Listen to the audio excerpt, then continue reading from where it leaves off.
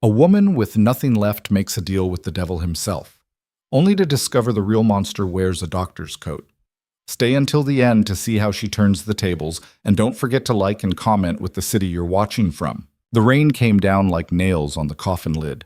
Elena Whitford stood at her father's graveside with mud soaking through her black boots, and nothing, absolutely nothing, left to her name. The solicitor had been clear that morning, his voice flat as he read the numbers. Debts, liens, creditors circling like crows. Her father had gambled everything and lost. The house would be sold by month's end. The servants had already scattered, and her uncle, her father's younger brother, a man who smiled with too many teeth, had wasted no time. "You'll marry Lord Grimsby," Uncle Charles had announced at breakfast 2 days after the funeral. He'd said it the way one might discuss the weather. "He's agreed to settle the debts in exchange for your hand. The wedding is set for 3 weeks hence." Elena had laughed, actually laughed, until she saw his face and realized he wasn't joking. Lord Grimsby was 63 years old, with hands like raw sausages and a reputation for cruelty that extended to his horses, his servants, and his previous 2 wives, both of whom had died under what the local papers called unfortunate circumstances. The man collected hunting trophies and had a taste for young flesh and old whiskey, not necessarily in that order. "You can't be serious," Elena had said, her voice steady despite the ice forming in her stomach. "Dead serious." Charles buttered his toast with theatrical care. "Unless you'd prefer debtor's prison, or perhaps the workhouse. I hear they're hiring in the mills up north. Lovely places. Lots of character." She'd walked out of that dining room knowing 3 things with absolute certainty. Her uncle would sell her like livestock, Lord Grimsby would break her like a horse, and she had exactly 2 weeks to find another way or die trying. The problem was simple. She had no money, no connections, and no prospects. Her father's title had been minor, their social circle small. The few friends she'd had were already pretending not to know her. Poverty, it turned out, was contagious. But Elena Whitford had not survived 22 years of her father's drinking and gambling by being delicate. She'd survived by being smart. The idea came to her on a Wednesday, while she was burning her father's papers in the study fireplace and trying not to think about what 3 weeks with Lord Grimsby would feel like. She'd found an old society page, dated 3 years back, with a headline that made her stop mid-throw.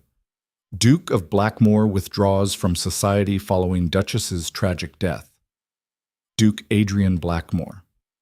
Even Elena, who'd spent most of her life in the countryside avoiding her father's creditors, knew the name. Everyone did.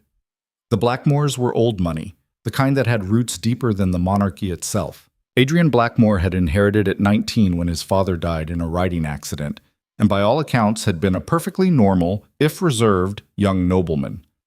Until his wife died. The Duchess Catherine had fallen from the cliffs behind Blackmoor Manor 5 years ago. An accident, the inquest had ruled, though the whispers suggested otherwise. Some said she'd jumped. Others said she'd been pushed. A few particularly vicious gossips claimed the Duke himself had done it, driven mad by jealousy or greed or some dark Blackmoor curse that rotted men from the inside out. Adrian had vanished after that, locked himself away in that massive estate on the northern coast, refused all visitors, declined every social invitation. The few people who claimed to have seen him described a ghost, tall, pale, hollow-eyed, speaking in monosyllables when he spoke at all. A ruined man. Untouchable. Unmarriageable. Perfect. Elena stared at that newspaper clipping until the words blurred. Then she pulled out a fresh sheet of her father's embossed stationery, one of the last pieces that hadn't been seized, and began to write. "Your Grace, you do not know me, but I believe we may be of use to one another. I am in need of a husband in name only, and you, if gossip serves, have no interest in the inconvenience of courtship or the expectations of society.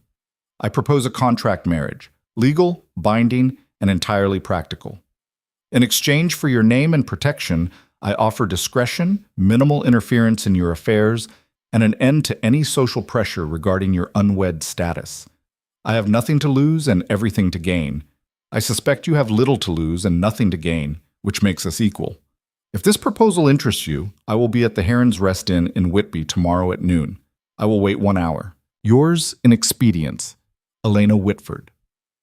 She'd sealed it, paid the last of her pocket money to have it delivered by express courier, and then sat in her father's ruined study wondering if she'd just done the bravest or stupidest thing of her life.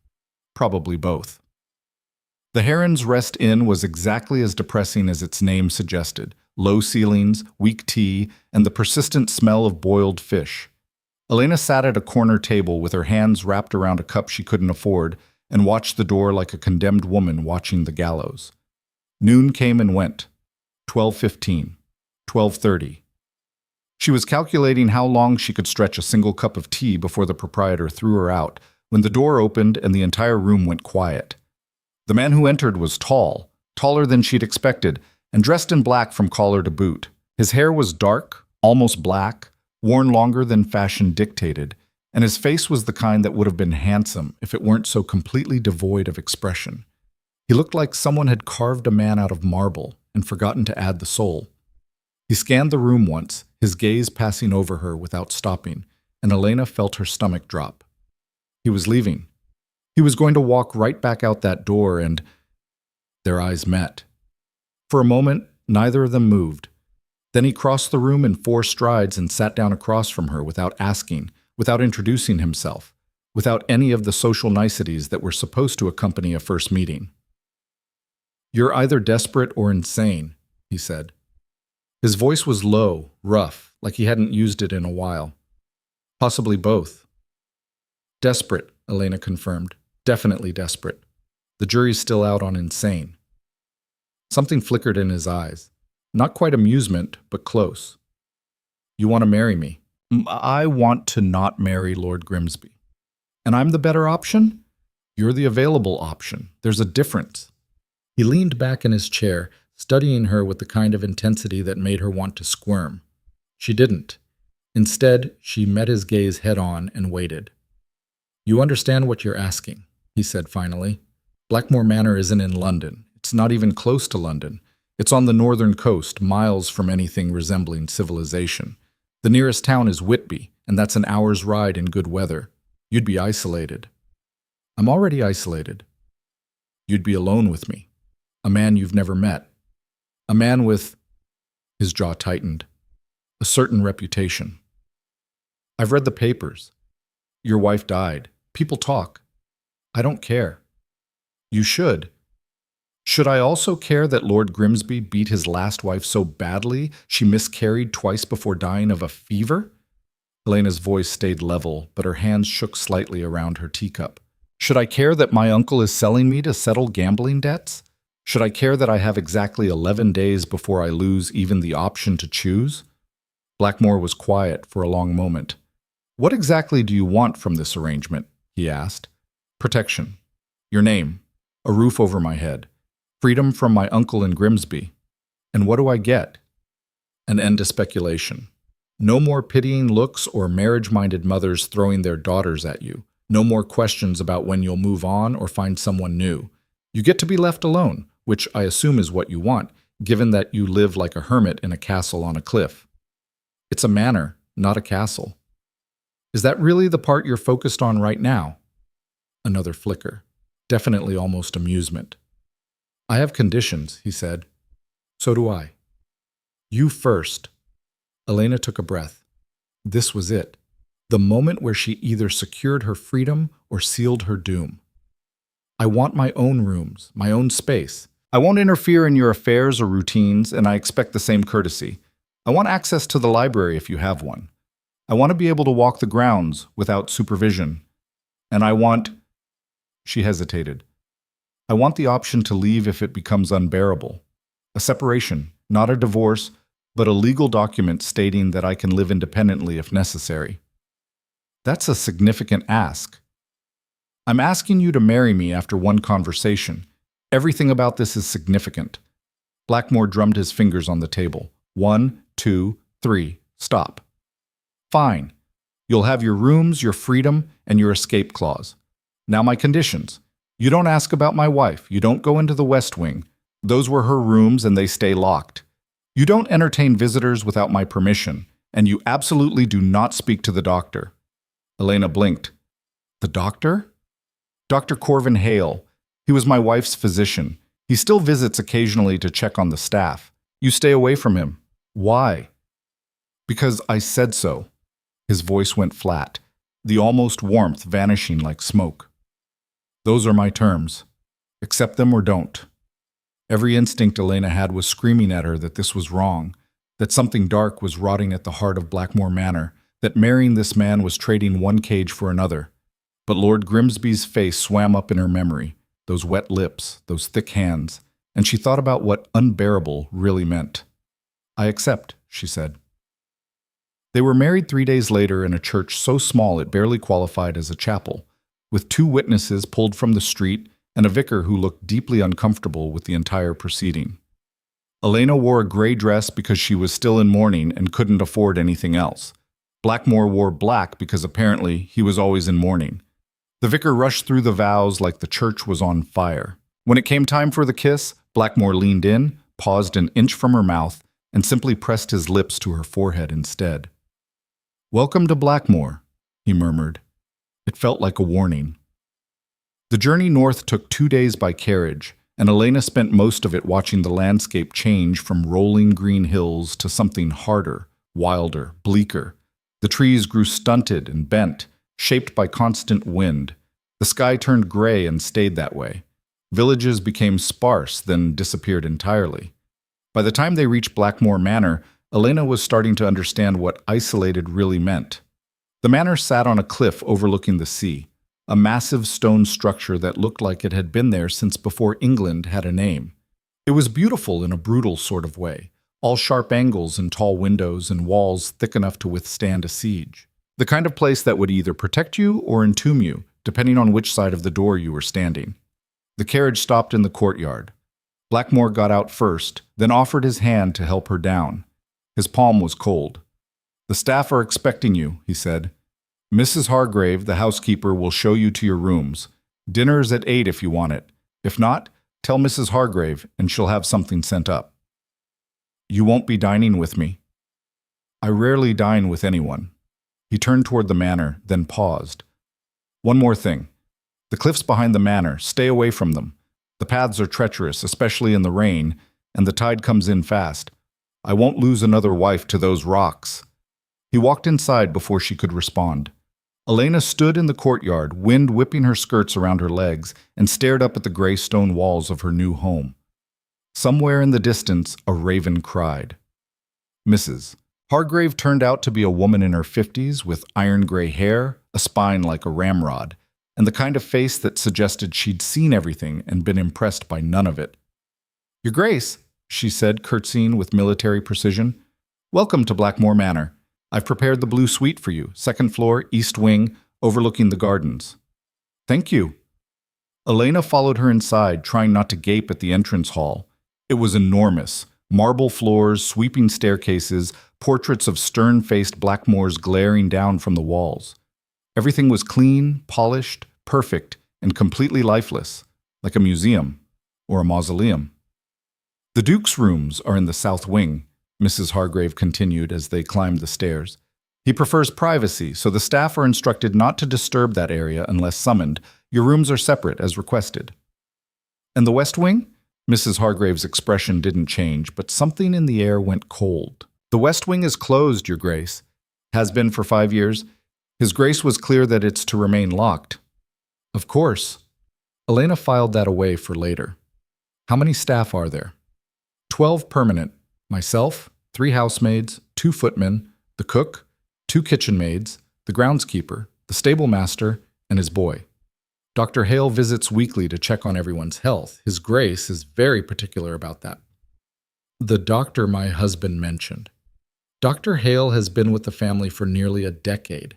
He was very devoted to the late Duchess. May she rest in peace. There it was, the careful phrasing, the slight pause, the way Mrs. Hargrave's eyes darted away just a fraction too quickly. They reached the blue suite. Mrs. Hargrave opened the doors to reveal a sitting room done in shades of cream and pale blue, with tall windows overlooking formal gardens that looked like they hadn't been touched in years. Beyond the gardens, Elena could see the cliffs and the sea stretching out gray and endless. "Your bedroom is through there." Mrs. Hargrave said, gesturing to a connecting door. Dressing room beyond that. I've assigned Mary as your lady's maid. She's young, but capable. If you need anything, just pull the cord. Mrs. Hargrave. Elena turned to face her. I want you to be honest with me. What happened to the Duchess? The housekeeper's face could have been carved from the same stone as the manor. That's not my place to say, Your Grace. But you were here. I was here. And? Mrs. Hargrave met her eyes, and for just a moment, Elena saw something flicker there. Pity, maybe, or warning. The Duchess fell from the cliffs during a storm. The inquest ruled it an accident. His Grace found her body on the rocks. That's all anyone knows for certain. But not all anyone suspects. Suspicion isn't fact, Your Grace, and fact is all that matters in the end. Mrs. Hargrave curtsied again. Dinner is at 8. Mary will come to help you dress at 7:30. She left before Elena could ask anything else. Elena spent the next hour exploring her rooms, opening drawers, checking cupboards, getting a sense of the space. Everything was expensive, tasteful, and impersonal, like someone had designed it to be pleasant without being memorable. The windows drew her back again and again. From here, she could see the edge of the cliff path, a narrow trail of dirt and stone that wound along the top of the rocks before disappearing around a bend. She could see the place where the land ended and the air began, where one wrong step would send you tumbling down to the sea. She could imagine someone standing there, deciding, jumping, or being pushed. At 7:30, Mary appeared, a girl of maybe 16 with nervous hands and a habit of not making eye contact. She helped Elena into a dinner dress, one of 3 she owned, all of them old and out of fashion, arranged her hair, and chattered nervously the entire time about nothing important. Elena barely heard her. At 8 o'clock, a footman came to escort her to the dining room. The room was cavernous, a table that could seat 30 people, set for 2. Blackmoor was already there, standing by the fireplace with a glass of whiskey in his hand, staring into the flames like they might offer answers. He turned when she entered. His expression didn't change. You came. You said dinner was at 8. I also said you didn't have to come. I know. Elena sat down at the place that had been set for her, a ridiculous distance away from where Blackmoor was standing. But I figured we should probably speak at least occasionally, given that we're married now. Blackmoor almost smiled. Almost. He sat down at the head of the table, miles away from her, and the footman began serving soup. They ate in silence for a few minutes. The soup was good, the silence was not. You can ask, Blackmoor said finally. Ask what? Whatever you're thinking. Everyone who comes here is thinking the same thing. You might as well get it over with. Elena set down her spoon carefully. Did you kill your wife? He didn't flinch, didn't react at all, just looked at her with those empty eyes and said, I don't know. That was not the answer she'd expected. You don't know? I was drunk the night she died, very drunk. We'd had a fight, a bad one. I said things I shouldn't have said. She ran. I didn't follow her. By the time I sobered up enough to realize she'd been gone for hours, it was too late. They found her body on the rocks the next morning. His voice was completely flat, like he was reciting a shopping list. So did I push her? No. Did I kill her anyway? Probably. That's not the same thing. Isn't it? He picked up his whiskey. She's dead because of me. The mechanism doesn't matter. It does if you're innocent. I'm not. He drained the glass in one swallow. But I appreciate the optimism. The dinner limped along after that. More silence, more terrible distance, more of Blackmoor staring at his plate like it might contain his wife's ghost. Elena tried to make conversation twice and gave up both times. When the dessert course came and went untouched, Blackmoor stood. I have work to do. Mrs. Hargrave will help you get settled. If you need anything, tell her. I'm not... He paused, searching for words. I'm not good company. I'll stay out of your way. Adrian. He stopped. Actually turned around and looked at her, surprise written across his face. She'd used his first name, probably the first person to do that in years. Thank you, Elena said quietly, for this, for giving me a choice. I know it doesn't mean much to you, but it means everything to me. Something shifted in his expression, something almost human, but then it was gone, shuttered behind those walls again. "Don't thank me yet," he said, and he left her alone in that massive dining room with the candles burning down and the wind howling outside, and the feeling that she'd just made a deal with something far more dangerous than Lord Grimsby's appetites could ever be. Elena went to bed that night in a room that wasn't hers, in a house that didn't want her, with a husband who was either a murderer or a martyr, and a staff who watched her like she might sprout horns at any moment. She lay awake listening to the sea crash against the cliffs and thought about the Duchess Catherine, about what it must have been like in those final moments, standing on the edge, rain pouring down, the rocks so far below, and the darkness so complete. About whether she'd jumped or fallen or been pushed. About whether Elena would end up the same way. Outside her window, lightning split the sky. Thunder followed. And somewhere in the West Wing, a door creaked open that should have been locked. Elena woke to the sound of someone screaming. She shot upright in bed, heart hammering, the scream still echoing in her ears. Except when she held her breath and listened, there was nothing. Just the wind, just the sea, just the old manor settling on its foundations like bones cracking. She'd dreamed it, had to have dreamed it, except her hands were shaking and her nightgown was soaked with sweat, and somewhere deep in her gut, she knew she hadn't. The clock on the mantel read 4:30. Still dark outside, the kind of darkness that felt thick enough to choke on. Elena lit a candle with trembling fingers and wrapped a shawl around her shoulders. The floor was cold against her bare feet as she crossed to the window. The gardens below were empty. The cliff path was a black line against slightly less black sky. Nothing moved except the wind-bent grass. But the West Wing. Elena pressed her face against the glass. From this angle, she could just barely see the corner of the West Wing, and there, in one of the windows on the second floor, was a light. Faint, flickering, like a single candle burning where no candle should be. Her mouth went dry. The West Wing was locked. Blackmoor had been clear. No one went there. No one had been there in 5 years. So who the hell was holding that candle? She stood at the window until the light went out, just snuffed itself like it had never existed. And then she stood there longer, waiting for it to come back. It didn't. When dawn finally crept gray and reluctant through the clouds, Elena was still standing there, still watching, still wondering if she'd imagined the whole thing. Mary arrived at 8 with breakfast on a tray and a carefully neutral expression. "Morning, Your Grace. I've brought tea and toast. Mrs. Hargrave says to tell you the weather's cleared enough for a walk in the gardens if you'd like." "Mary." Elena turned from the window. "Does anyone go into the West Wing?" The girl's face went white. "No, ma'am.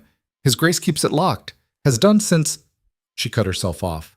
"Since the Duchess died." "Yes, ma'am." "So no one has a key? Not even Mrs. Hargrave?" "His Grace has the only key. Keeps it on him always." Mary set down the tray with hands that weren't quite steady. "Why do you ask, ma'am?" "Because I saw a light there last night," Elena wanted to say. "Because I heard someone scream. Because this house feels wrong in ways I can't name, and everyone here is lying about something." "No reason," she said instead. "Just curious." Mary didn't look convinced, but she curtsied and left without pushing. Elena ate breakfast standing at the window and made a decision. If Blackmoor wanted to play the tragic recluse locked in his tower, that was his business.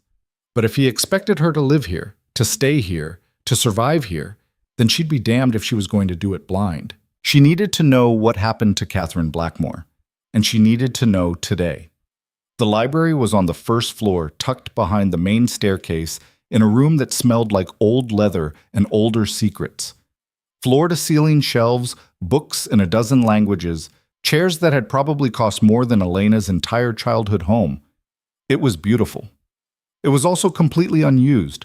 Dust on the tables, cobwebs in the corners, that particular stillness that meant no one had cracked a spine in here for years. Elena started with the newspapers. Blackmoor kept them, apparently, bound volumes going back decades, filed by year and month with obsessive precision. She found the year Catherine died and started reading. The first mentions were small, buried on inside pages. Duchess of Blackmoor reported missing. Then, 2 days later, tragedy at Blackmoor Manor. Duchess found dead on rocks. The inquest had been quick, the verdict unanimous: accidental death. Catherine Blackmoor, age 26, had gone for a walk during a storm, lost her footing on the slippery cliff path, and fallen to her death. The Duke had been inconsolable. The funeral was private. The family requested no visitors. End of story. Except it wasn't, because 3 weeks later there was another article, smaller, barely a paragraph. Questions raised in Blackmoor death. Anonymous source claims Duchess feared for her life. But that line of inquiry had apparently gone nowhere, because there were no follow-ups, no investigations, nothing. Just silence, like someone had paid to make the questions stop.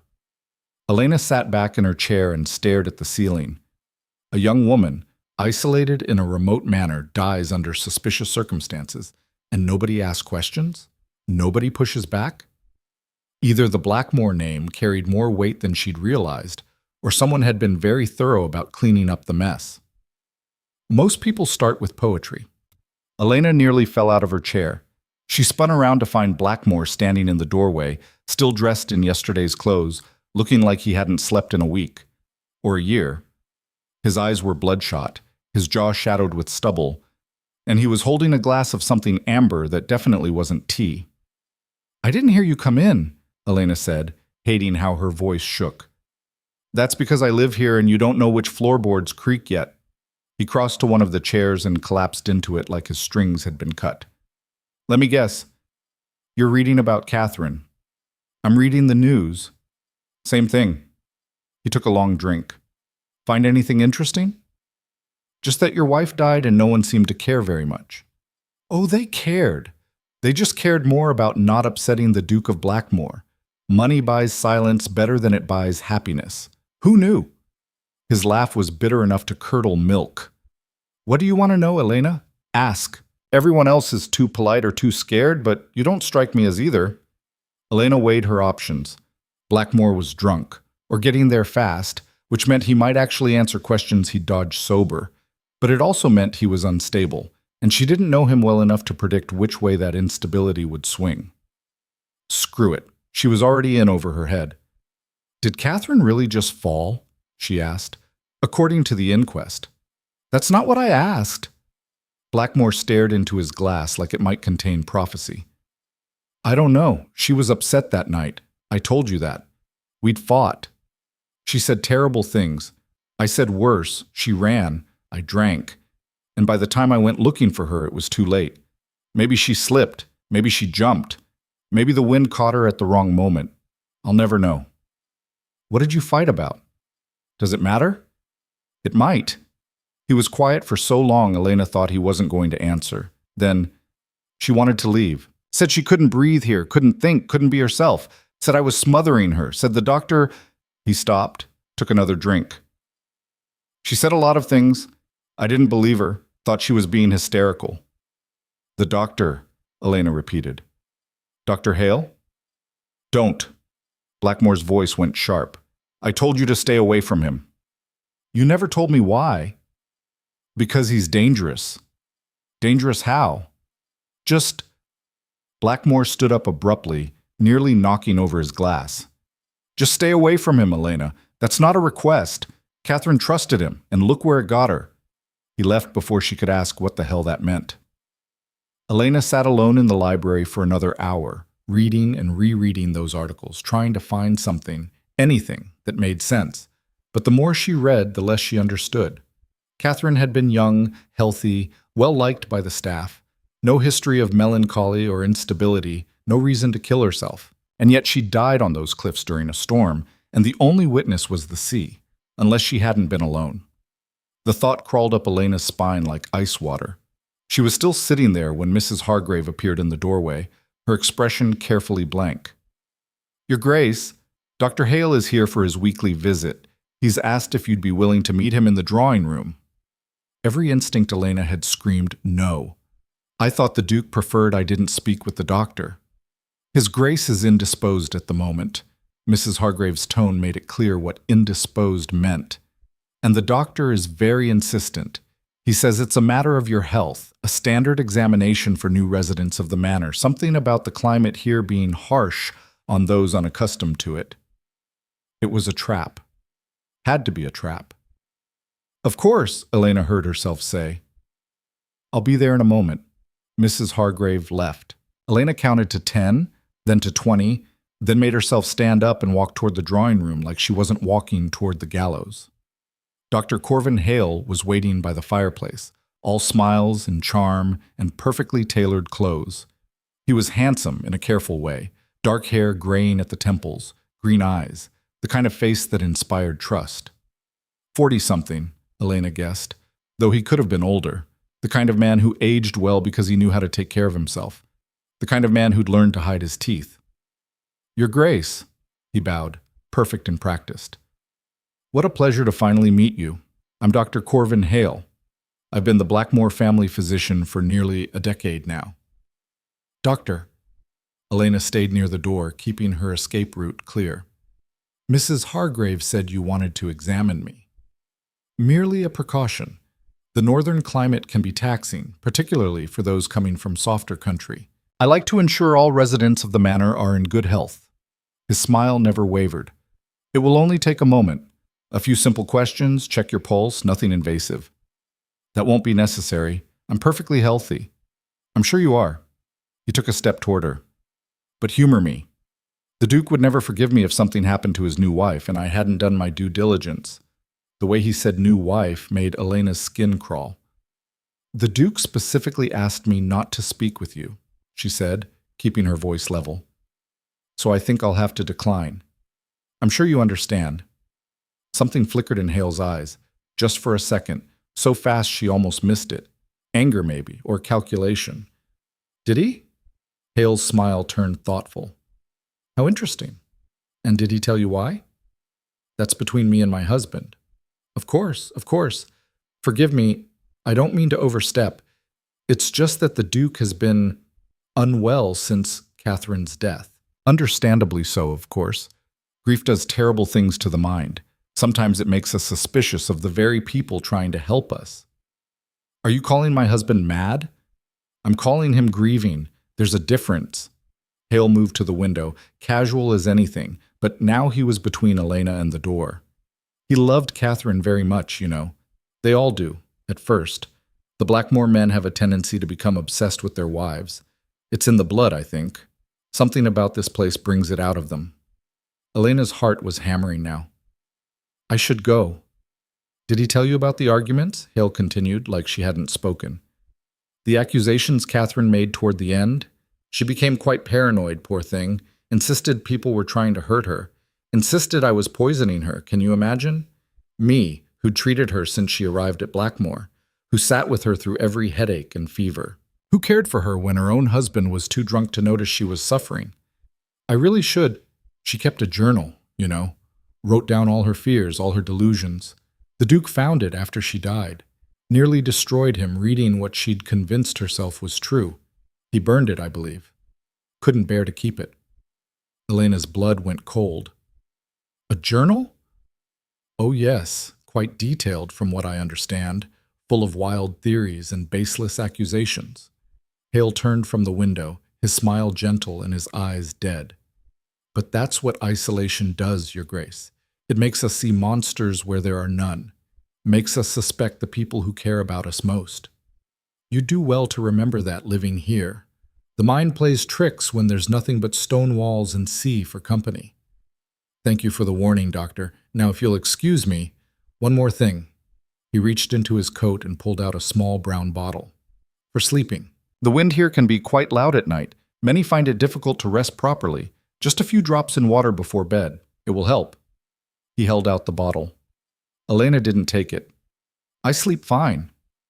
Of course, but keep it anyway, just in case. He set it on the table between them.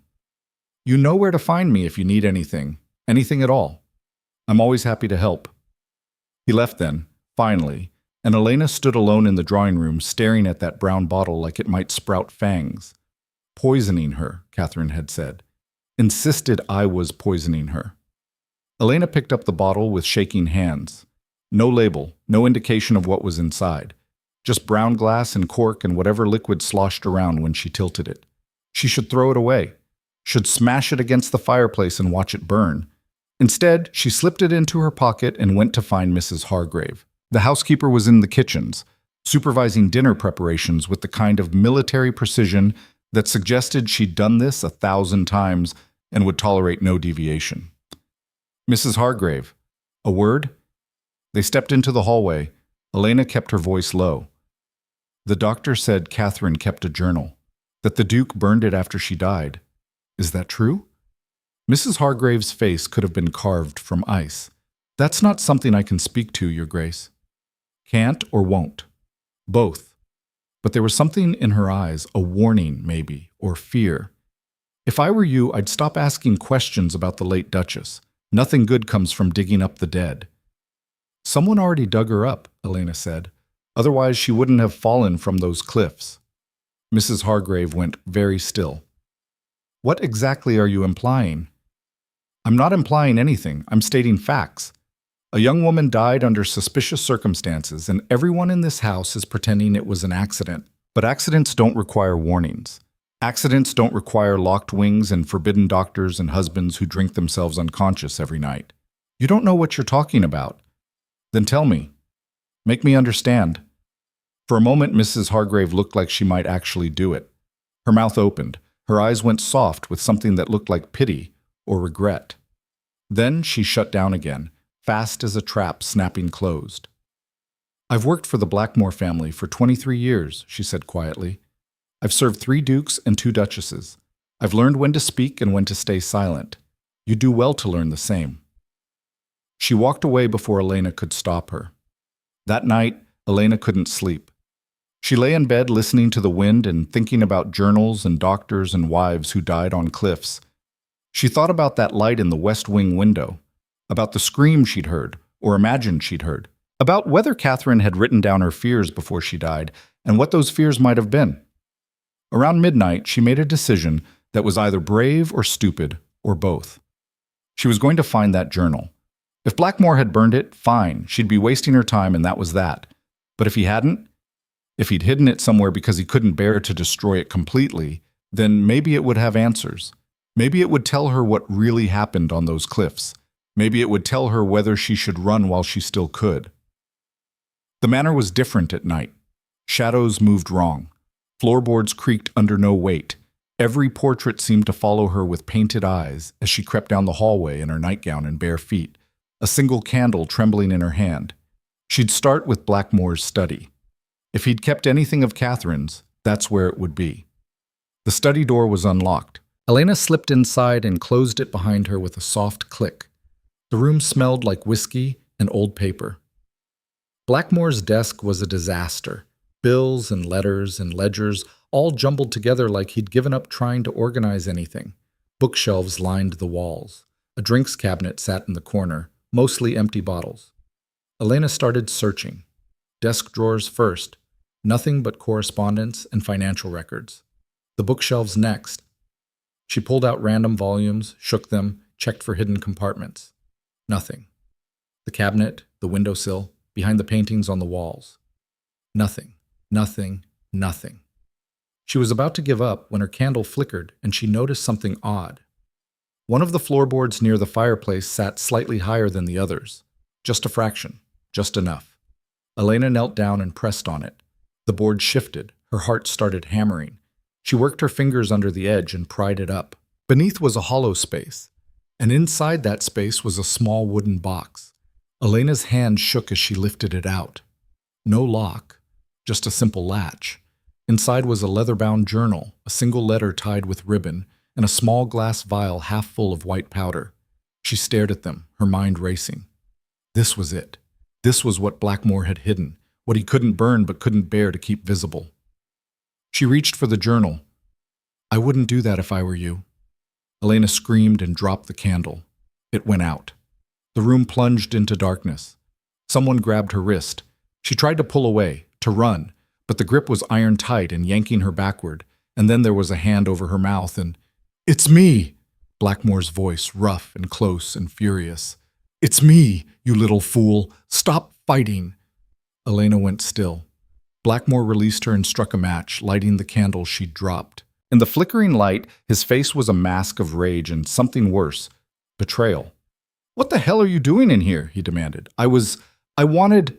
You wanted to snoop, to dig around in things that don't concern you. He saw the open floorboard, the box, the journal in her hands. His expression went from rage to something colder. I told you not to ask about Catherine. You told me not to ask you. You never said I couldn't find out for myself. Don't play word games with me. He snatched the journal from her hands. This is private. His voice cracked. This is all I have left of her. Then why hide it? Why not just keep it on your desk if it's so precious? Because I can't look at it. The words exploded out of him. Because every time I see her handwriting, I remember what she wrote, what she thought, what she believed was happening to her. Because reading it makes me want to put a bullet in my brain, and I can't do that because then who would... He stopped, turned away. His shoulders were shaking. Elena stood there with her heart in her throat, wanting to reach for him and knowing better. Adrian. Her voice came out softer than she meant it. What did she write? It doesn't matter. It does if it's true. He laughed, a broken, horrible sound. Truth? You want truth? Fine. She wrote that someone was poisoning her, that she was having headaches, dizzy spells, seeing things that weren't there. She wrote that she'd started finding powder in her food, her tea, her medicine. She wrote that she'd asked Hale to test her blood, and he'd told her she was being hysterical. She wrote that she was scared and trapped, and no one would believe her. Including you. Including me. He turned back around, and his eyes were red. I told her she was imagining things.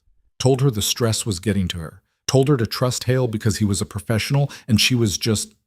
He stopped, swallowed hard. And then she died. And I found this journal, and I tested what was in her medicine cabinet. He held up the vial of white powder. Elena felt her stomach drop. What is it? Arsenic. His voice was flat. Small doses. Just enough to cause the symptoms she described. Just enough to make her seem mad. Not enough to kill her outright. That would have been too obvious. But enough to make her weak, confused, paranoid. Enough to make a fall from the cliff seem entirely plausible. The room spun. Elena grabbed the desk to steady herself. Hale, she whispered. The doctor was poisoning her. I can't prove it. I've tried. The inquest found nothing. The samples were inconclusive. Hale's reputation is spotless. And I'm just the grief-mad Duke who drove his wife to suicide with neglect. Blackmoor set the vial down carefully. So yes, I keep these things hidden. Because if anyone knew what I suspected, Hale would disappear, and I'd never have the chance to make him pay for what he did. Why? Elena's voice shook. Why would he do that? I don't know. That's what's eating me alive. I don't know. Money? Obsession? Some sick game? Catherine never told me if he'd made advances, if she'd rejected him, if there was something I missed. She just kept writing in this journal about being scared and sick and alone, and I ignored all of it because I thought I knew better. He sank into his desk chair like all the strength had gone out of him. Elena's mind was racing. The sleeping draft Hale had given her, the one currently sitting in her pocket. What was in it? Another slow poison? A fast one? He gave me medicine tonight, she said. For sleeping. I didn't take it. Blackmoor's head snapped up. What? Hale. He came for his weekly visit and gave me a bottle. Said it would help with the wind keeping me awake. She pulled it from her pocket. I didn't trust it. Blackmoor was on his feet in an instant. He grabbed the bottle from her hand, uncorked it, sniffed it. His face went white.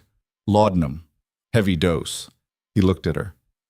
If you'd taken this, you would have slept through anything. Wouldn't wake up even if someone was in your room.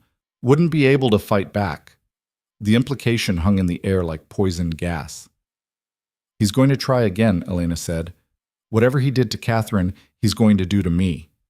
Not if I kill him first. You can't. You said it yourself. You have no proof. If you touch him, you'll hang. Then what do you suggest? Blackmoor's voice was raw. I watch him poison another wife? I wait for you to fall from those cliffs too? No. Elena's mind was clicking through possibilities, discarding options, landing on the only one that made sense. We trap him. We make him think I'm taking the medicine, make him think it's working, and when he makes his move, we catch him in the act. That's insane. It's the only way, unless you have a better idea. Blackmoor stared at her for a long moment. Then quietly, "You don't have to do this. You can leave. I'll give you money, help you disappear. You don't owe me anything." "I owe myself the truth," Elena said. "And I owe Catherine justice. So yes, I'm doing this." He looked at her like he was seeing her for the first time. "You're either the bravest woman I've ever met or the most reckless. Can't I be both?" This time, when he almost smiled, it reached his eyes. Just barely, just enough. "We'll need to be careful," he said. "Hale is smart. If he suspects we're on to him, then we don't give him reason to suspect. I take the medicine, or pretend to. I act drowsy, confused, compliant, everything he'd expect from a woman being slowly poisoned. And if he comes for you, then you'll be waiting." Elena met his eyes. "I'm not Catherine. I'm not going to die quietly on those cliffs. I'm going to fight. And if we're lucky, I'm going to win." Blackmoor was quiet for a moment. Then he reached down and picked up Catherine's journal, holding it like something precious and fragile and deadly. "She fought too," he said softly.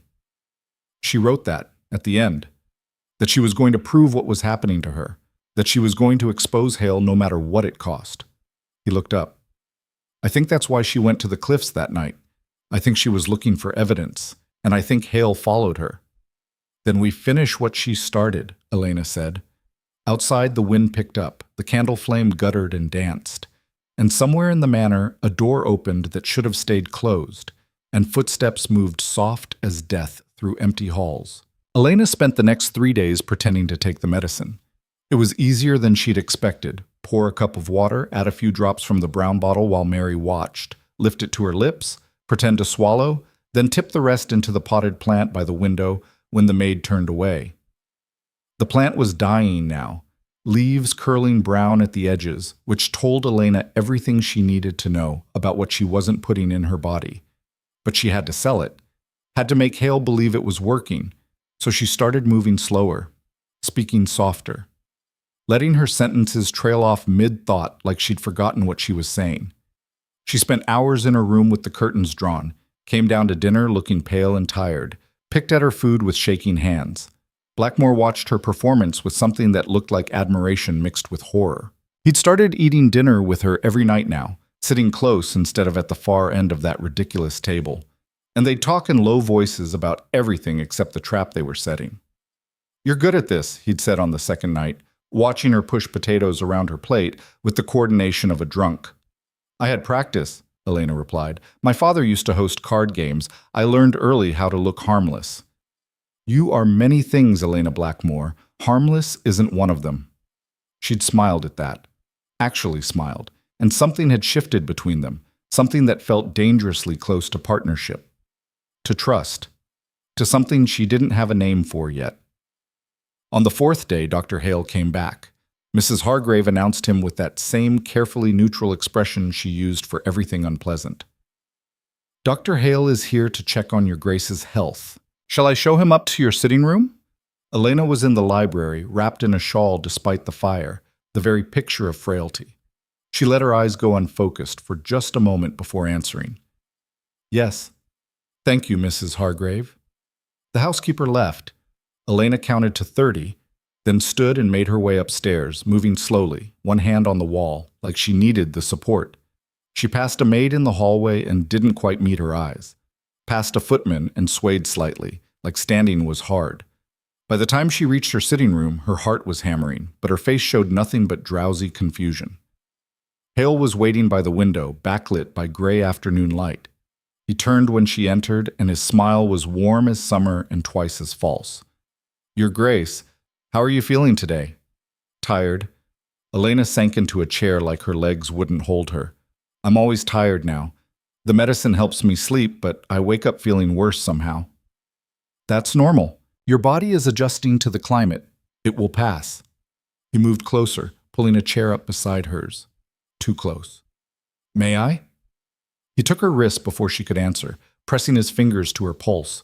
His skin was cold. His touch made her want to recoil, but she forced herself to stay still, to let her hand lie limp in his. "Elevated heartbeat," he murmured. "Have you been anxious?" "Sometimes." The house is very quiet. Sometimes I hear things. His eyes sharpened. What kind of things? Footsteps, doors opening. Last night I thought I heard someone in the west wing, but that's impossible, isn't it? His Grace keeps it locked. Very locked. Hale released her wrist. You're experiencing auditory hallucinations. Also normal for someone adjusting to isolation. The mind plays tricks when there's too much silence. He'd said the same thing to Catherine, Elena realized. Used the same words, the same gentle condescension. How many times had he sat beside the first Duchess like this, holding her wrist, telling her she was imagining things while he slowly poisoned her to death? I'm sure you're right, Elena said softly. I'm sure it's all in my head. Of course it is. He reached into his coat and pulled out another bottle, identical to the first. You've been taking the medicine I gave you? Every night, just like you said. Good, good. But I think we should increase the dosage. 2 drops instead of 1, just until your system stabilizes. 2 drops. Twice the poison, twice the speed. Elena took the bottle with trembling fingers. Will that make me sleep better? It will make you sleep very soundly indeed. His smile never wavered. So soundly, you won't wake for anything. No more hearing phantom footsteps or worrying about locked wings. Just deep, restful sleep. That sounds wonderful, Elena whispered. I'm so tired of being afraid. I know you are. He stood, smooth as oil. I'll check on you again in a few days. Until then, rest. Let the medicine do its work. And don't fight it. That only makes things harder. He left. Elena sat frozen in her chair, the new bottle clenched in her fist, and forced herself to breathe slowly until the urge to scream passed. Blackmoor found her 20 minutes later, still sitting in the same position, staring at nothing. He's escalating, she said without looking up. 2 drops now instead of 1. He wants me unconscious, completely helpless. Then we move tonight. Blackmoor's voice was hard. No more waiting, no more pretending. We end this. How? You take the medicine, the real medicine, the full dose, and I stay in your room, hidden. When he comes for you, I'll be there. Elena finally looked at him. You want me to actually poison myself? Just enough to make it convincing. Enough that you're groggy but not unconscious. I won't let it go further than that. And if he doesn't come? If he waits? He won't wait. You heard him. He's rushing this. Whatever he's planning, he wants it done soon. Blackmoor crouched beside her chair, forcing her to meet his eyes. I know what I'm asking. I know it's dangerous. But if we don't do this now, he'll just keep circling, and eventually he'll realize we're onto him. This is our chance. Elena thought about Catherine, writing in her journal about being afraid and sick and alone. Thought about those cliffs, those rocks, that long fall to the sea. Thought about how easy it would be for another accident to happen, for another Duchess to die in this cursed house, while everyone pretended not to notice. Tonight, she said. We do it tonight. The hours crawled by like wounded things. Elena tried to read, couldn't focus, tried to eat dinner, couldn't swallow. Blackmoor sat across from her, equally tense, equally useless, and they pushed food around their plates in silence until Mrs. Hargrave took the dishes away with a look that said she knew something was wrong but wouldn't ask. At 9 o'clock, Elena went upstairs. Mary helped her change into her nightgown, brushed out her hair, turned down the bed. The girl kept glancing at her mistress with worried eyes. Are you well, Your Grace? You look pale. Just tired, Mary. The medicine makes me drowsy. Perhaps you shouldn't take it tonight. Give yourself a rest. The doctor says I need it. Elena managed a wan smile. Don't worry, I'll be fine. Mary left reluctantly. Elena waited until the footsteps faded, then locked the door and turned to find Blackmoor emerging from her dressing room, silent as smoke. She's gone, Elena whispered. Are you sure about this? No, but we're doing it anyway. He handed her the bottle, the real one, the one Hale had given her. 2 drops in water, like he said. Drink half. That should be enough to make you look unconscious without actually knocking you out completely. Elena's hand shook as she measured the drops. The liquid was clear, odorless. It looked innocent, harmless. She thought about that dying plant on her windowsill and lifted the glass to her lips. The laudanum tasted bitter. She forced down half the cup and set it aside, grimacing. How long until it works? She asked. 10 minutes, maybe less. Lie down. Try to relax. Relax, right, while I'm poisoning myself and waiting for a murderer to break into my room. That should be easy. Despite everything, Blackmoor almost smiled. You have the worst sense of humor I've ever encountered. I get it from my father. He used to make jokes while the creditors were literally breaking down the door. Elena climbed into bed, her head already starting to feel fuzzy at the edges. Where will you be? Behind the wardrobe. I can see the door from there, and the window. If he comes through either one, I'll see him. And then? Then I stop him, permanently, if necessary. Blackmoor's expression went cold. I'm done being civilized about this. He moved to his hiding spot, melting into the shadows like he'd been born to them. Elena lay back against the pillows and stared at the ceiling, counting her heartbeats, feeling the laudanum spread through her blood like slow honey. The room started to blur. The candle flames stretched and warped. Her limbs felt heavy, disconnected, like they belonged to someone else. Adrian, she whispered, if this goes wrong, it won't. But if it does, it won't. I'm not losing another wife to this bastard. Not you. Not... He stopped. Just trust me. Elena wanted to say something else, something important, but the words were slipping away from her like water through fingers, and the darkness was pulling her down, down, down into something that felt like sleep, but wasn't quite. And the last thing she heard was her own breathing, slow and shallow and far too quiet. She didn't know how long she drifted in that strange, half-conscious state. Minutes? Hours?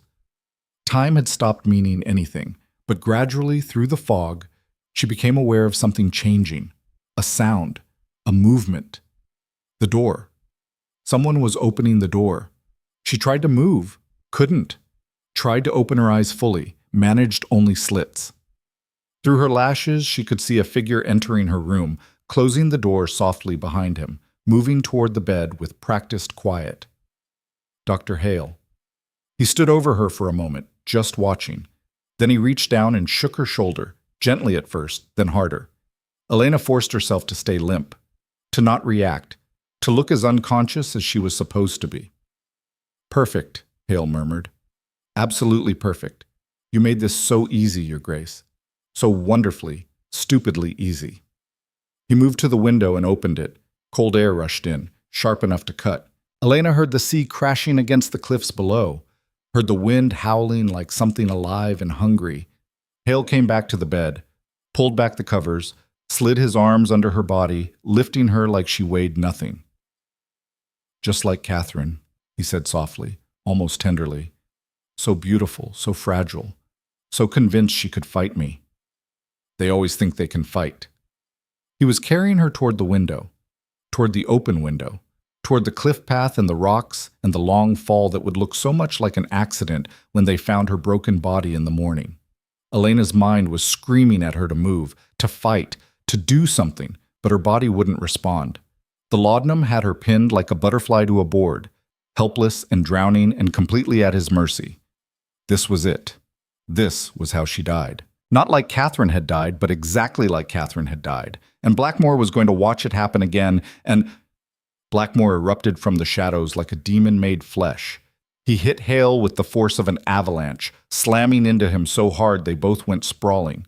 Elena tumbled from Hale's arms, hitting the floor in a heap, her head cracking against the baseboard hard enough to make stars explode behind her eyes. "You bastard!"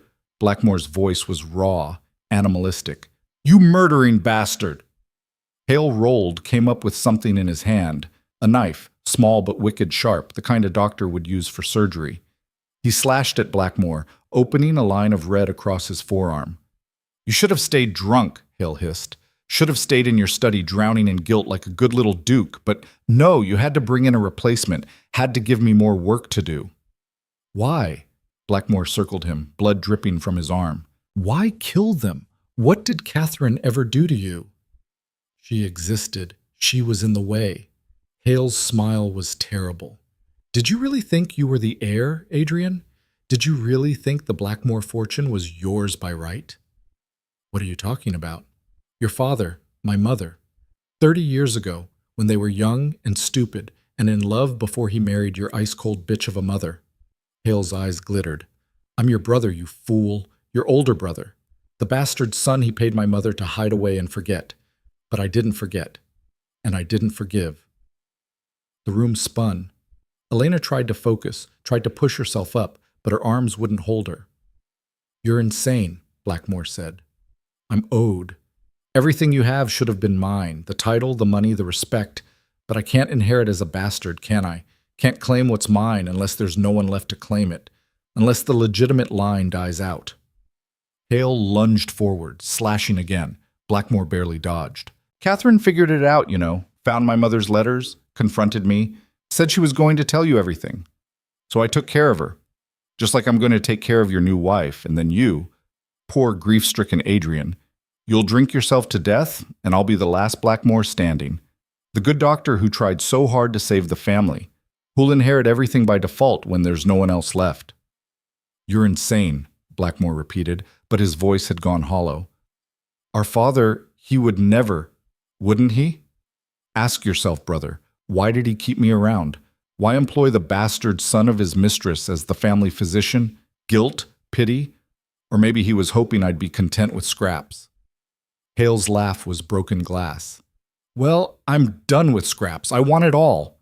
He moved fast, faster than a man his age should move, and suddenly the knife was at Blackmoor's throat, drawing a thin line of red. Drop it, Hale said softly. Blackmoor had grabbed something, a fireplace poker, Elena realized. He was holding it like a weapon, but now Hale had the advantage, and they both knew it. Drop it, or I open your throat right here. The poker clattered to the floor. Elena's fingers closed around something cold and hard. The brass candlestick from her bedside table. Her head was clearing, the adrenaline burning through the laudanum like fire through fog. She could move, barely. But enough. Hale was focused entirely on Blackmoor now, knife pressed to his throat, smiling that terrible smile. Any last words, brother? Yes. Blackmoor's eyes flicked to Elena, just for a second. Duck. He dropped. Elena swung the candlestick with everything she had. It connected with Hale's skull with a sound like a melon cracking. The doctor's eyes went wide, shocked, and he staggered sideways, the knife falling from his hand. But he didn't go down. He turned on Elena instead, blood streaming from his temple, and his expression was pure murder.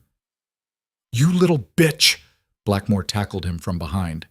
They went down in a tangle of limbs, grappling for the knife, for control, for survival. Elena tried to help, still dizzy, still weak, and managed only to get in the way as they crashed into the dresser, the chair, the wall. Hale was stronger than he looked. Or maybe desperation made him strong. He got Blackmoor in a chokehold, was squeezing, and Blackmoor's face was turning red, and Elena grabbed the water pitcher from the washstand and brought it down on Hale's head. This time he went down. He stayed down. Blackmoor rolled away, gasping, one hand to his throat. Blood everywhere, on the floor, on the walls, on both of them. The knife lay between them, and for a moment neither moved, both just staring at Hale's unconscious form like it might spring back to life. Is he dead? Elena's voice came out as a croak. Blackmoor checked for a pulse. No, unconscious. We need to tie him up before he wakes. They used torn bedsheets to bind Hale's hands and feet, working with shaking fingers, neither speaking. Elena's head was pounding. The room wouldn't stop tilting. She kept having to grab onto Blackmoor for support, and he kept having to grab onto furniture. And together they managed to secure the doctor and prop him against the wall like a broken doll. Mrs. Hargrave, Blackmoor said. We need Mrs. Hargrave. And the constable. And... He swayed. Elena caught him. You're bleeding, she said. So are you. She touched her temple and her fingers came away red. I hit my head. I noticed. They stared at each other for a moment. Then, inexplicably, Elena started laughing. Horrible, borderline hysterical laughter that she couldn't stop even when Blackmoor joined in. And they stood there in the wreckage of her bedroom, covered in blood, holding each other upright, laughing like madmen while an unconscious murderer lay tied up at their feet. We're alive, Elena gasped out between laughs. We're actually alive. Don't sound so surprised. I am surprised. I genuinely thought we were both going to die. So did I. Blackmoor's laughter faded. He cupped her face in his hands, careful of the bruise forming on her temple. You saved my life. You saved mine first. I was returning the favor. You came to Blackmoor and saved me from myself. His thumb brushed her cheek. I was ready to rot away in this house, drinking until I forgot what Catherine's face looked like. You changed that. You made me want to fight again. Adrian, I know this isn't the time. I know we're both half dead and covered in blood, and there's an unconscious murderer literally right there. But I need you to know... He stopped. Started again. I married you because you needed an escape. But if I had the chance to do it over, I'd marry you because I wanted to. Because you're brave and brilliant, and you don't take my bullshit, and you swing a damn good candlestick when the situation calls for it. Elena felt tears prickling at her eyes. That's the worst proposal I've ever heard. It's not a proposal. We're already married. Then what is it? A promise. He kissed her forehead, gentle as breathing, that when this is over, when Hale is locked away and the truth is out, and we don't have to fight just to survive anymore, I'm going to court you properly, like you deserve, like I should have done from the start. I'll hold you to that. Please do. They might have stayed like that, bloody and bruised and holding on to each other in the ruins, but Hale chose that moment to groan and start stirring, and reality came crashing back. Blackmoor straightened. I'll get Mrs. Hargrave and send for the constable. You stay here and keep watch. If he tries anything, I'll hit him again, gladly. Blackmoor left. Elena sank into a chair, keeping the fire poker across her lap and her eyes on Hale's bound form. Her head was splitting, her hands wouldn't stop shaking, but she was alive. They were both alive. And Hale was caught. It should have felt like victory, should have felt like relief. Instead, all Elena felt was cold, creeping dread. Hale's eyes opened, found hers, and despite the blood, despite the bindings, despite everything, he smiled. You think this is over? His voice was thick, slurred.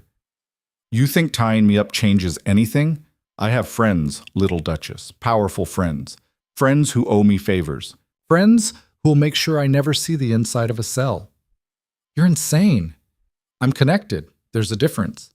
He laughed, wet and awful. You want justice? You'll get a scandal instead. You'll get gossip and rumors and a trial that goes nowhere while I walk free.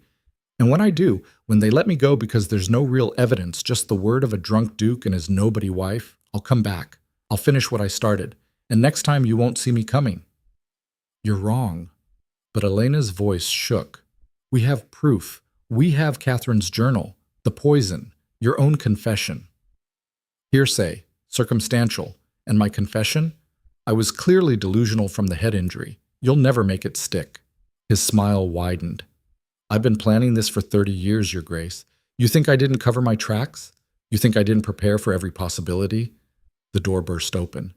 Mrs. Hargrave rushed in, took one look at the scene, and went pale. Sweet, merciful, what happened here? Get the constable, Blackmoor said from behind her. Now, and wake the staff. I want witnesses. I want everyone to see what he is. But as Mrs. Hargrave fled, and Blackmoor moved to Elena's side and the manor slowly came alive with shouting and footsteps and chaos, Elena couldn't shake the cold certainty settling in her bones. Hale was right. They had evidence, but was it enough? Would anyone believe them? Or would the word of a respected physician outweigh the accusations of a grief-mad duke and the wife everyone would assume was just as unstable? And if Hale walked free? If he really did come back? Elena's hand tightened on the poker. She looked at Hale's smiling face. Thought about Catherine dying on those rocks. Thought about the life she'd built here starting to crumble before it had even truly begun. And she made a decision. Adrian, she said quietly, if they let him go, if there's even a chance of that, we can't stay here. Hey, we'll have to disappear, run, start over somewhere he'll never find us. I'm not running from him. Then you'll die here. We both will. She met his eyes. You said you wanted to fight. Well, fighting doesn't always mean standing your ground. Sometimes it means knowing when to retreat and regroup. Sometimes survival is the victory. Blackmoor looked at her for a long moment. Then slowly, he nodded. "If it comes to that," he said, "we run. Together." "Together," Elena echoed. But even as she said it, she was already planning, already calculating, already figuring out what she'd need to do if the law failed them. Because if Corvin Hale walked free from this night, if he really did come back to finish what he'd started, Elena wouldn't wait for him to make the first move. She'd learned too much about survival to make that mistake. The constable arrived with the dawn, bringing 2 officers and a lot of questions. They took Hale away in chains, still smiling, still promising he'd be back. They searched his rooms at the inn, found bottles of arsenic and laudanum, found letters from his mother detailing the affair with the old Duke, found a ledger where he'd meticulously tracked every dose he'd given Catherine, every symptom, every step toward her death.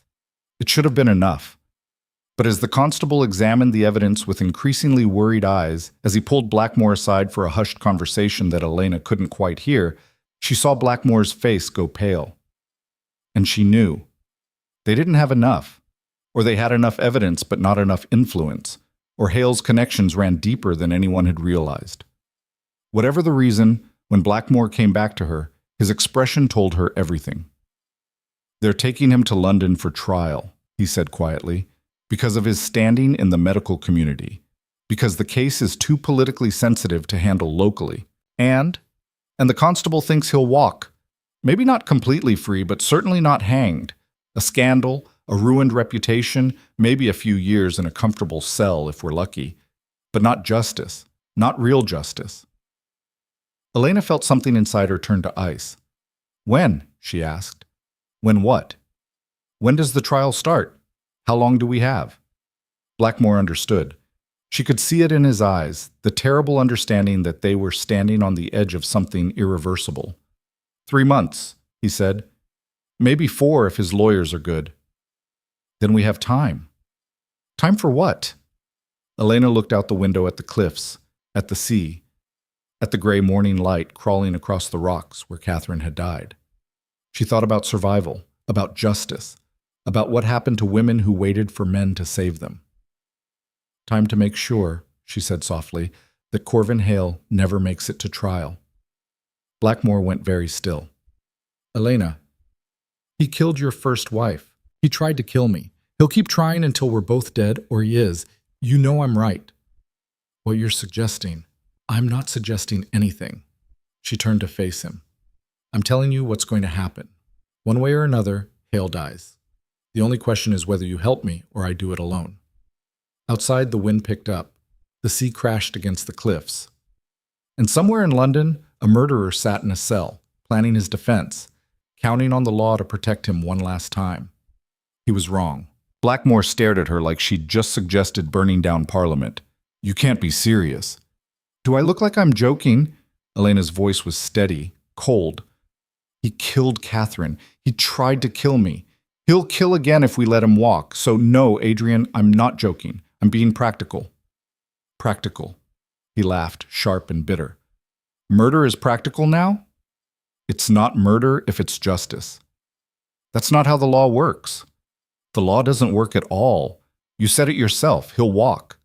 Maybe with a slap on the wrist, maybe with nothing at all, but either way he walks and we spend the rest of our lives looking over our shoulders, waiting for him to come back and finish what he started."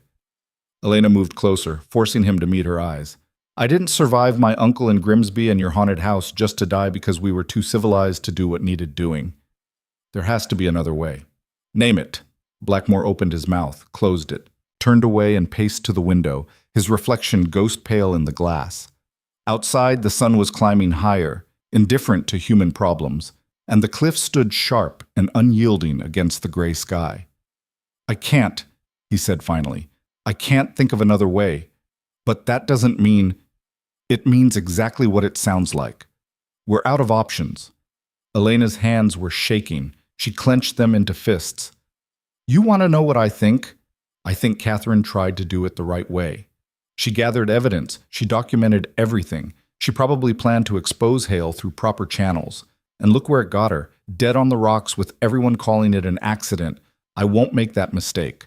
I won't trust the system to save me when it's never saved anyone like me before." You're talking about cold-blooded killing. I'm talking about survival. There's a difference. Is there? Blackmoor turned back to face her. Because, from where I'm standing, it looks like we become the monsters we're fighting. Elena felt something crack inside her chest. Maybe. Or maybe monsters are just people who refuse to die quietly. Either way, I'd rather be a living monster than a dead saint. The silence between them stretched taut as wire. Blackmoor looked at her like he was seeing someone new, someone he didn't quite recognize. And Elena wondered if this was it, the moment he realized he'd married a woman with teeth. A woman who wouldn't bend, wouldn't break, wouldn't play by rules that were designed to keep her powerless. Then, quietly, how would we even do it? He's in a London cell, guarded, watched. Elena's heart kicked. You're considering it. I'm considering that you're right, and I hate that you're right, and I don't know what else to do. He dragged both hands through his hair. So tell me, how? She'd been thinking about it since the constable took Hale away. Thinking and planning and calculating because that's what you did when survival was on the line. We go to London, she said. We make a public show of attending the trial preparation, of wanting justice through proper channels. We let everyone see us being the grieving Duke and the terrified new wife. We build sympathy, build credibility. And while we're doing that, we find someone who has access to the cells. Someone desperate. Someone we can pay or blackmail or convince to slip something into Hale's food. Poison, probably. Something that looks like natural causes, heart failure, sudden illness.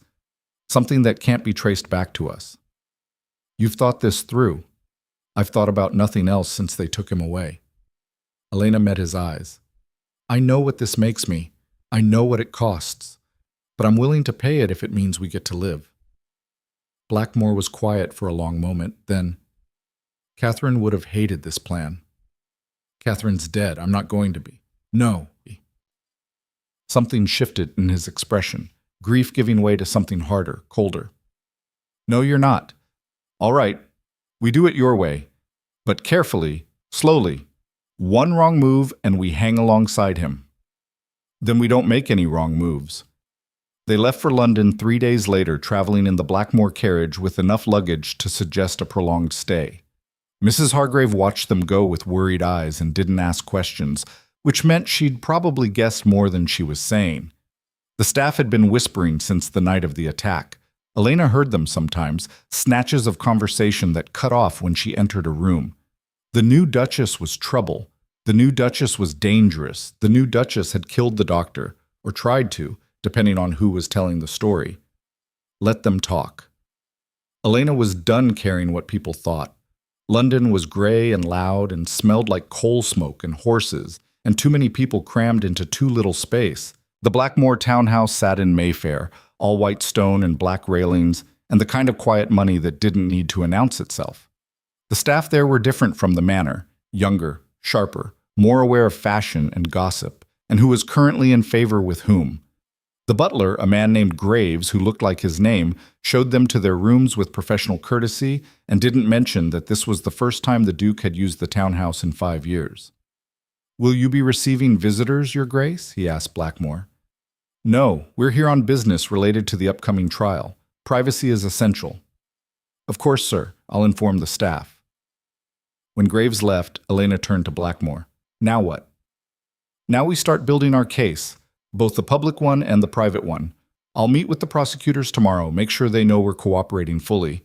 You should probably visit a dressmaker, be seen at a tea or two. We need to look like we're functioning members of society, not criminals plotting murder." "I hate tea." "So do I. Welcome to London." Elena spent the next week being paraded through drawing rooms like a prize mare. She smiled at vapid conversation, nodded through terrible gossip, let herself be inspected and evaluated by women who'd never worked a day in their lives and thought poverty was having last season's dress. They asked about the attack in tones that suggested they didn't believe half of what they'd heard. Asked about Catherine in tones that suggested they believed all of it. "Such a tragedy," Lady Something or Other said over cucumber sandwiches. "And now Dr. Hale arrested. It's simply scandalous, though one does wonder if there's more to the story than we're being told." "Wonder all you like," Elena said with a smile that showed teeth. The truth will come out at trial. If there is a trial.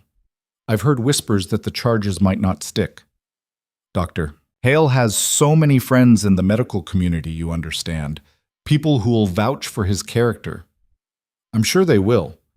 Character references are so much more persuasive than attempted murder. Lady Whatever looked scandalized. My dear, you mustn't speak so bluntly. Why not? He tried to throw me from a window.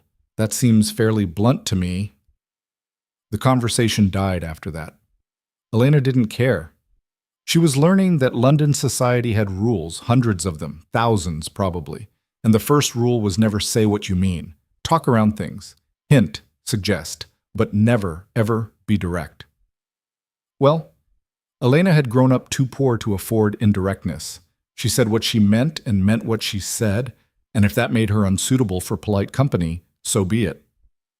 Blackmoor, meanwhile, was meeting with prosecutors and investigators and anyone else who might have information about Hale's case. He came back from these meetings looking progressively grimmer. They're going to let him walk, he said on the fifth night, pouring himself a whiskey with shaking hands. Maybe not immediately, but eventually. His lawyers are already building the defense, temporary insanity brought on by grief over his mother's death, which apparently happened around the time he started dosing Catherine. They'll say he wasn't in his right mind, that he needs treatment, not punishment. Treatment. Elena's voice was flat. He's going to claim madness, and they're going to believe him. It's a solid defense, and he has character witnesses lined up, physicians, professors, even a lord or two who owe him favors. Against that, we have what? Circumstantial evidence and the word of a drunk duke who's already been tried in the court of public opinion for his first wife's death. We have my testimony. I was there. I saw him try to kill me. You were drugged. His lawyers will tear that apart, say you were confused, disoriented, possibly imagining things. And the head injury you sustained? That'll just make it worse. Who's more reliable, a respected doctor or a traumatized woman with a concussion? Elena felt rage building in her chest like a living thing. So what, we just give up? Let him win? No, we stick to the plan. We find another way. The other way came from an unexpected source. Elena was leaving a particularly dreadful tea party when a woman approached her on the street, middle-aged, plainly dressed, with the kind of face that had seen hard years and survived them. Your Grace? Forgive the intrusion. My name is Margaret Shaw. I was Dr. Hale's housekeeper for 3 years. Elena stopped. Was? He dismissed me 6 months ago, said he was economizing, but I knew better. I'd seen too much, asked too many questions. Margaret glanced around nervously. I heard about the arrest, about what he tried to do to you, and I thought someone should know the truth about what he is. Tell me. They found a tea shop, quiet and unremarkable, and Margaret talked. She talked about finding bottles hidden in Hale's study, not medicine, but poison, about seeing him practice with syringes late at night, measuring doses with obsessive precision, about the women who'd come to him for treatment over the years, women with vague complaints and mysterious illnesses, and how some of them had died unexpectedly while under his care. I think he was experimenting, Margaret said, her voice barely above a whisper. Testing different poisons, different dosages, seeing what worked fastest, what looked most natural. Your predecessor, the Duchess Catherine, I think she was his masterpiece, the culmination of years of practice.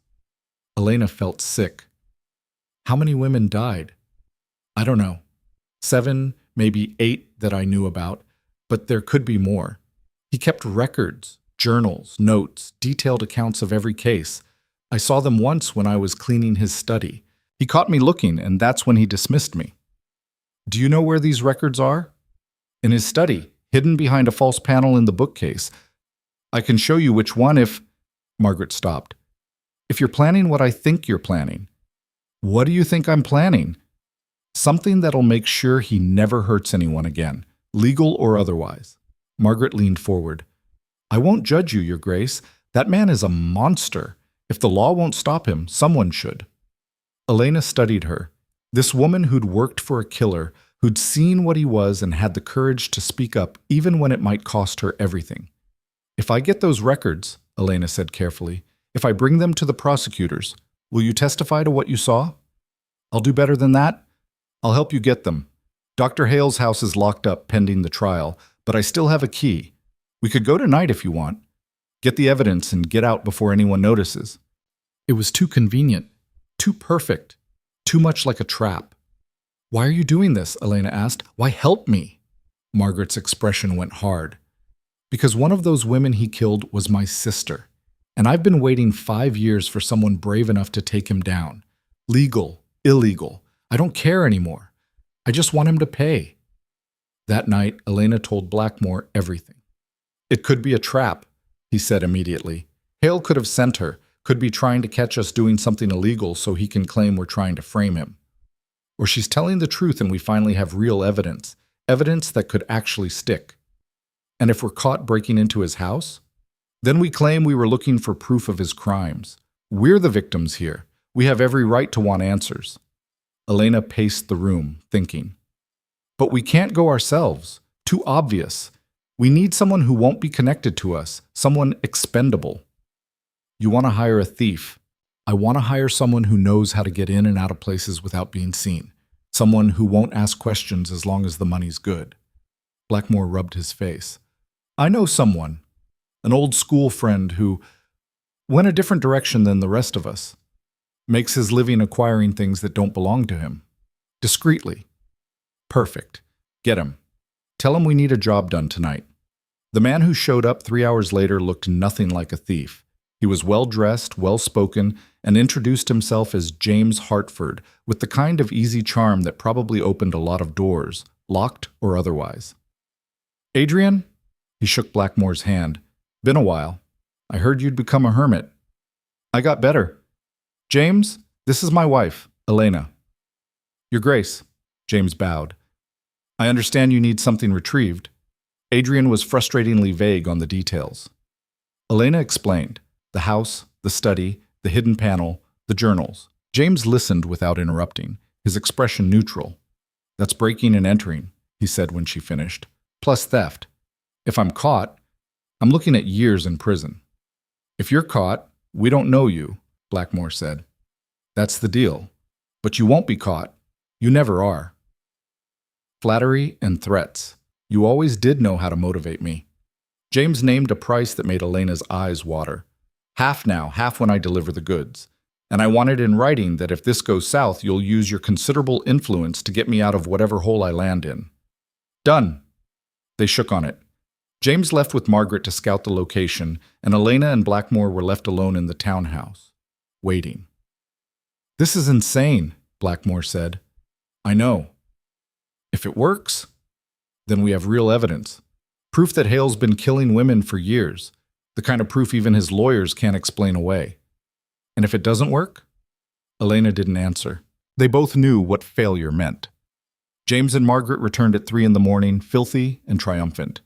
James dumped 3 leather-bound journals onto the table, along with a wooden box full of vials and powders. Got everything that wasn't nailed down, he said. Your housekeeper friend here was right. There's a whole treasure trove behind that panel. These are just the highlights. Elena opened the first journal with shaking hands, page after page of notes in Hale's precise handwriting, names, dates, symptoms, doses, experiments, he called them, trials. Each woman a data point in his research. Catherine's name appeared in the second journal. Hale had documented everything, every dose of arsenic, every symptom, every conversation where she'd expressed fear or suspicion. He'd written about her death almost clinically. Subject expired as predicted. Fall from height ensured no autopsy would reveal poisoning. Case closed successfully. Subject, like she was an animal, like she wasn't human. This is it, Elena whispered. This is everything we need. Blackmoor was reading over her shoulder, his face pale. There are 8 women here. 8 that we know of. All dead. All under his care. We take this to the prosecutors tomorrow, Elena said. First thing, we hand over everything and we make sure they can't ignore it. They'll want to know how we got it. We tell them the truth. A former employee came forward, directed us to the evidence. We acted on that information. We don't mention James. We don't mention breaking in. Just that we found it, and now we're turning it over to the proper authorities. James cleared his throat. About my second payment, Blackmoor handed him a purse without looking. Get out of London. Tonight. Don't come back until the trial's over. Already gone. James tipped an imaginary hat and vanished into the pre-dawn darkness. Margaret stayed. What should I do? You should disappear too, Elena said. If Hale's people find out you helped us, you're in danger. Do you have somewhere safe to go?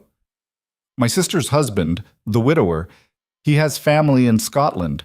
I could go there. Do it. Today. We'll send word when it's safe to come back. Margaret left, and Elena and Blackmoor sat alone with the journals, reading through horrors until the sun came up. The prosecutors didn't want to believe it at first. This evidence was obtained illegally, the lead prosecutor said, frowning at the journals. We can't use it in court. You can if it prevents future murders, Blackmoor countered. You can if it proves a pattern of behavior that makes our accusations credible. You can if doing anything else means letting a serial killer walk free. The defense will have it thrown out. Let them try. Let them stand in front of a jury and explain why their client kept detailed records of poisoning 8 women. Let them argue that we fabricated years of journal entries and somehow planted them in his locked house. Go ahead. I'd love to see them try. The prosecutor was silent for a moment. Then, where did you really get these? I told you, a former employee. Don't lie to me, Your Grace. I'm trying to help you, but I can't do that if you're not honest. Elena leaned forward. Fine. You want honesty? We hired someone to break into Hale's house and steal his research. We did it because we knew the legal system would fail us, because we knew he'd walk, because we'd rather break the law than die. There's your honesty. Now, what are you going to do about it? The prosecutor stared at her. Then, slowly, he smiled. Nothing. I'm going to do absolutely nothing except submit this evidence through proper channels and watch Hale's defense crumble. And if anyone asks how I obtained it, I'll say it was delivered anonymously. I'll say a concerned citizen came forward. I'll say whatever I need to say to make sure this bastard hangs. Elena felt something in her chest unclench. You believe us. I've been prosecuting for 15 years. I know a guilty man when I see one. And I know a rigged system when I see one. Sometimes the law needs a push in the right direction. Consider this pushed. They walked out of that office into bright afternoon sun, and for the first time in weeks, Elena felt like she could breathe. We did it, she said. We actually did it. We got the evidence. That's not the same as winning. It's close enough for now. The trial date was set for 6 weeks out. In that time, the case against Hale transformed from circumstantial whispers to ironclad certainty. The journals were authenticated. The poisons were analyzed. 3 of the 8 women's bodies were exhumed and tested. All showed traces of arsenic. Suddenly, witnesses were coming forward who'd been too scared to speak before. Patients who'd suspected something was wrong. Family members who'd questioned their loved ones' deaths. The medical community tried to defend him at first, but even they couldn't ignore the evidence. Hale's colleagues began distancing themselves. His character witnesses withdrew. His lawyers started looking desperate. Elena and Blackmoor attended every pretrial hearing, sitting in the gallery like avenging angels. Every time Hale was brought in, he'd look at them and smile that terrible smile. But his smiles were getting thinner, more strained. He knew he was losing. The trial itself was a spectacle. Packed courtroom, journalists everywhere, society ladies in their finest dresses treating it like theater. Elena wore black and sat in the front row with her hands folded and her expression calm, even when the prosecution showed the journals, even when they detailed exactly what Hale had done to Catherine, even when they called Elena to the stand and made her relive that night in excruciating detail. And you're certain it was Dr. Hale who attacked you? The prosecutor asked. Completely certain. He was carrying me to the window. He was going to throw me from the cliffs, just like he did to Catherine. Objection, Hale's lawyer said. The witness is speculating about the first Duchess's death. Sustained.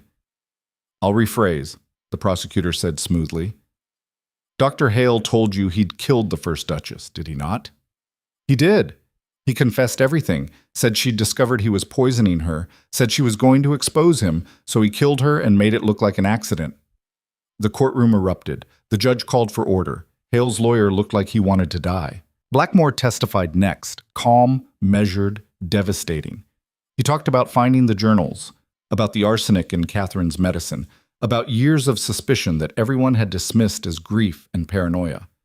"He killed my wife," Blackmoor said, looking directly at Hale. "He killed 7 other women. He tried to kill Elena, and he did it all with a smile and a prescription pad, hiding behind his reputation while he experimented on women like they were laboratory animals." The defense tried to fight back, tried to claim Hale was insane, that he'd been overcome by grief over his mother's death, that he deserved treatment, not punishment. The jury didn't buy it. It took them 4 hours to come back with a verdict. Guilty. On all counts. The judge sentenced him to hang. Elena watched Hale's face as the sentence was read, watched the smile finally crack, watched him realize that there would be no escape, no last-minute reprieve, no friends powerful enough to save him. He looked at her then, really looked at her, and for the first time she saw fear in his eyes. "You did this," he said, his voice carrying across the silent courtroom. "You and your husband. You broke the law to get that evidence. You're no better than me." "You're right," Elena said clearly. "We did break the law. We did whatever it took to stop you, and I'd do it again in a heartbeat. The difference between us? We broke the law to save lives. You broke it to end them. So no, Dr. Hale, we're not the same at all." The guards took him away. The courtroom emptied, and Elena and Blackmoor stood alone in the gallery, holding hands, breathing. "It's over," Blackmoor said. "It's over," Elena agreed. They walked out of the courthouse into gray London drizzle. Journalists shouted questions. Society ladies whispered. None of it mattered. They'd won. That night, back at the townhouse, they opened a bottle of wine that had probably cost more than Elena's childhood home and sat in front of the fire, not talking, just existing in the same space. "I keep expecting him to walk through the door," Elena said finally. "Keep expecting this to be a dream, and I'll wake up back in that bedroom with him carrying me to the window. He's locked in Newgate. He won't walk through any doors except the one that leads to the gallows." "I know, but my brain hasn't caught up yet." She took a sip of wine. "Do you think Catherine knows? Wherever she is? Do you think she knows we got him?" "I'd like to think so." Blackmoor stared into the fire. "I'd like to think she's finally at peace." "And us? Are we at peace?" He looked at her then, really looked at her, and something in his expression made her breath catch. "I don't know about peace," he said quietly, "but I know I'm grateful you're alive. I know I'm grateful you're stubborn and reckless and refuse to die quietly like he expected. I know that somewhere in the middle of all this horror, I fell in love with you, and I have no idea what to do about that." Elena's heart stopped. Started again, faster. "You could start by kissing me," she said. So he did. It wasn't like the novels. There was nothing smooth or practiced about it. They were both exhausted, both traumatized, both still processing everything that had happened. The kiss was messy and desperate and tasted like wine and salt and survival. When they broke apart, Blackmoor was smiling, actually smiling, warm and real, and nothing like the ghost he'd been when they first met. "I meant what I said before," he told her, "about courting you properly. We did everything backward. Marriage first, survival second, love somewhere in the chaos. I want to do at least one thing right. We caught a serial killer together. I think we're doing fine. Even so, let me take you to dinner. Let me buy you flowers. Let me prove I can be something other than a drunk recluse with a haunted house." The haunted house was part of the appeal. Was it? "No, you were. Haunted house and all." Elena leaned her head on his shoulder. "But yes, Adrian, you can court me. You can take me to dinner and buy me flowers and whatever else you think proper courtship requires. Just don't expect me to pretend I'm not already yours." "Wouldn't dream of it."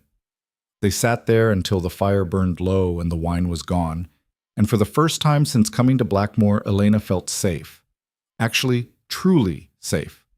Hale would hang in 3 weeks. The evidence was solid, the verdict final. There would be no appeals, no last-minute reversals. Just justice, cold and certain and absolutely deserved. Outside, London went about its business.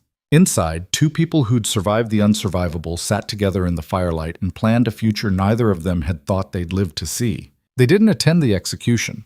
Elena had thought she'd want to, thought she'd need to see Hale's face when the trapdoor opened, Need that final confirmation that he was really, truly gone. But when the morning came, gray and cold with fog rolling off the Thames, she found she didn't need it after all. "He's already dead to me," she told Blackmoor over breakfast. "Has been since the verdict. Watching him hang won't change anything. The papers will say we're cowards for not going. Let them. I don't care what the papers say anymore." But they did go to Catherine's grave. It was in the Blackmoor family plot, a small cemetery on the grounds of the manor that they'd returned to a week after the trial. The headstone was simple white marble, already weathered by 5 years of northern wind and rain. Someone, probably Mrs. Hargrave, had left fresh flowers. Elena stood there with Blackmoor's hand warm in hers and tried to find words. Failed. Tried again. "We got him," she said finally. "I know you can't hear me. I know you're gone, but if there's any part of you still aware, still watching, we got him. He paid. And I'm sorry. I'm sorry no one believed you when you were alive. I'm sorry you died alone and scared and thinking no one would ever know the truth. But we know now. Everyone knows. Your name is cleared." Blackmoor's hand tightened on hers. He didn't say anything, just stood there staring at the headstone with an expression Elena couldn't quite read. Grief, maybe. Or guilt. Or relief. Probably all three. "I should have listened to you," he said quietly. "Should have believed you when you said something was wrong. If I had—" "You can't rewrite the past, Adrian. Trust me, I've tried." "I know. But I can learn from it. Can do better next time." "There won't be a next time. Hale's dead. That chapter's closed." "I meant with you." He turned to face her. "I spent 5 years punishing myself for failing Catherine, drinking myself into oblivion, pushing everyone away, convinced I didn't deserve another chance at anything resembling happiness. And then you showed up with your ridiculous proposal and your absolute refusal to be intimidated by ghost stories, and you saved me, not from Hale, from myself." Elena felt her throat tighten. "I didn't do anything special. I just survived." "You did more than survive. You fought. You refused to be another victim, another name in his journal, another woman who died quietly and was forgotten. You looked at a rigged system and decided to break it rather than let it break you. That's not survival, Elena. That's revolution." "That's a bit dramatic." "Is it? You were a nobody from nowhere with no money and no power. And you brought down a man who thought he was untouchable. You changed the world. Maybe just this small corner of it. Maybe just for the women who won't die now because he's gone. But you changed it. Don't diminish that." She didn't know what to say to that. Didn't know how to process being seen so completely, so generously. So she did the only thing she could think of. She kissed him there in the cemetery with Catherine's grave at their backs and the sea wind in their hair, and let that be her answer. When they broke apart, Blackmoor was smiling. "Come on," he said. "Let's go home." Home. Blackmoor Manor. The word had changed meaning somewhere along the way. Stopped being a prison, stopped being a haunted house, started being just a place. Their place. They'd been back for a week, and already things felt different. The staff moved easier, smiled more. Mrs. Hargrave had actually laughed at something the cook said, a sound Elena had never heard before. The West Wing was still locked, but Blackmoor had mentioned maybe opening it up, airing it out, letting light back into those shuttered rooms. Not to erase Catherine, he'd said, but to stop treating her memory like a shrine. She deserves better than that. Elena agreed. The dead deserved to be remembered, not worshipped, not imprisoned in locked wings and guilty silences. But first, before they could move forward, there was one more thing they needed to deal with. Lord Grimsby showed up 3 days after Hale's execution. Elena was in the library when Mrs. Hargrave announced him, her expression caught between disapproval and concern. "Lord Grimsby is here to see you, Your Grace. I told him you weren't receiving, but he's rather insistent." Elena's blood went cold, then hot, then cold again. "Where is he?" "The front hall. Should I have the footman remove him?" "No, I'll see him." Elena stood, smoothing her dress. "But have them stay close, just in case." Grimsby looked exactly as she remembered. Thick hands, wet lips, eyes that lingered too long on all the wrong places. He smiled when he saw her, showing yellowed teeth. Well, well, little Elena Whitford, or should I say the Duchess of Blackmoor, you've certainly moved up in the world. What do you want, Grimsby? Such hostility, and here I came all this way just to congratulate you on your marriage. Your uncle is beside himself, you know.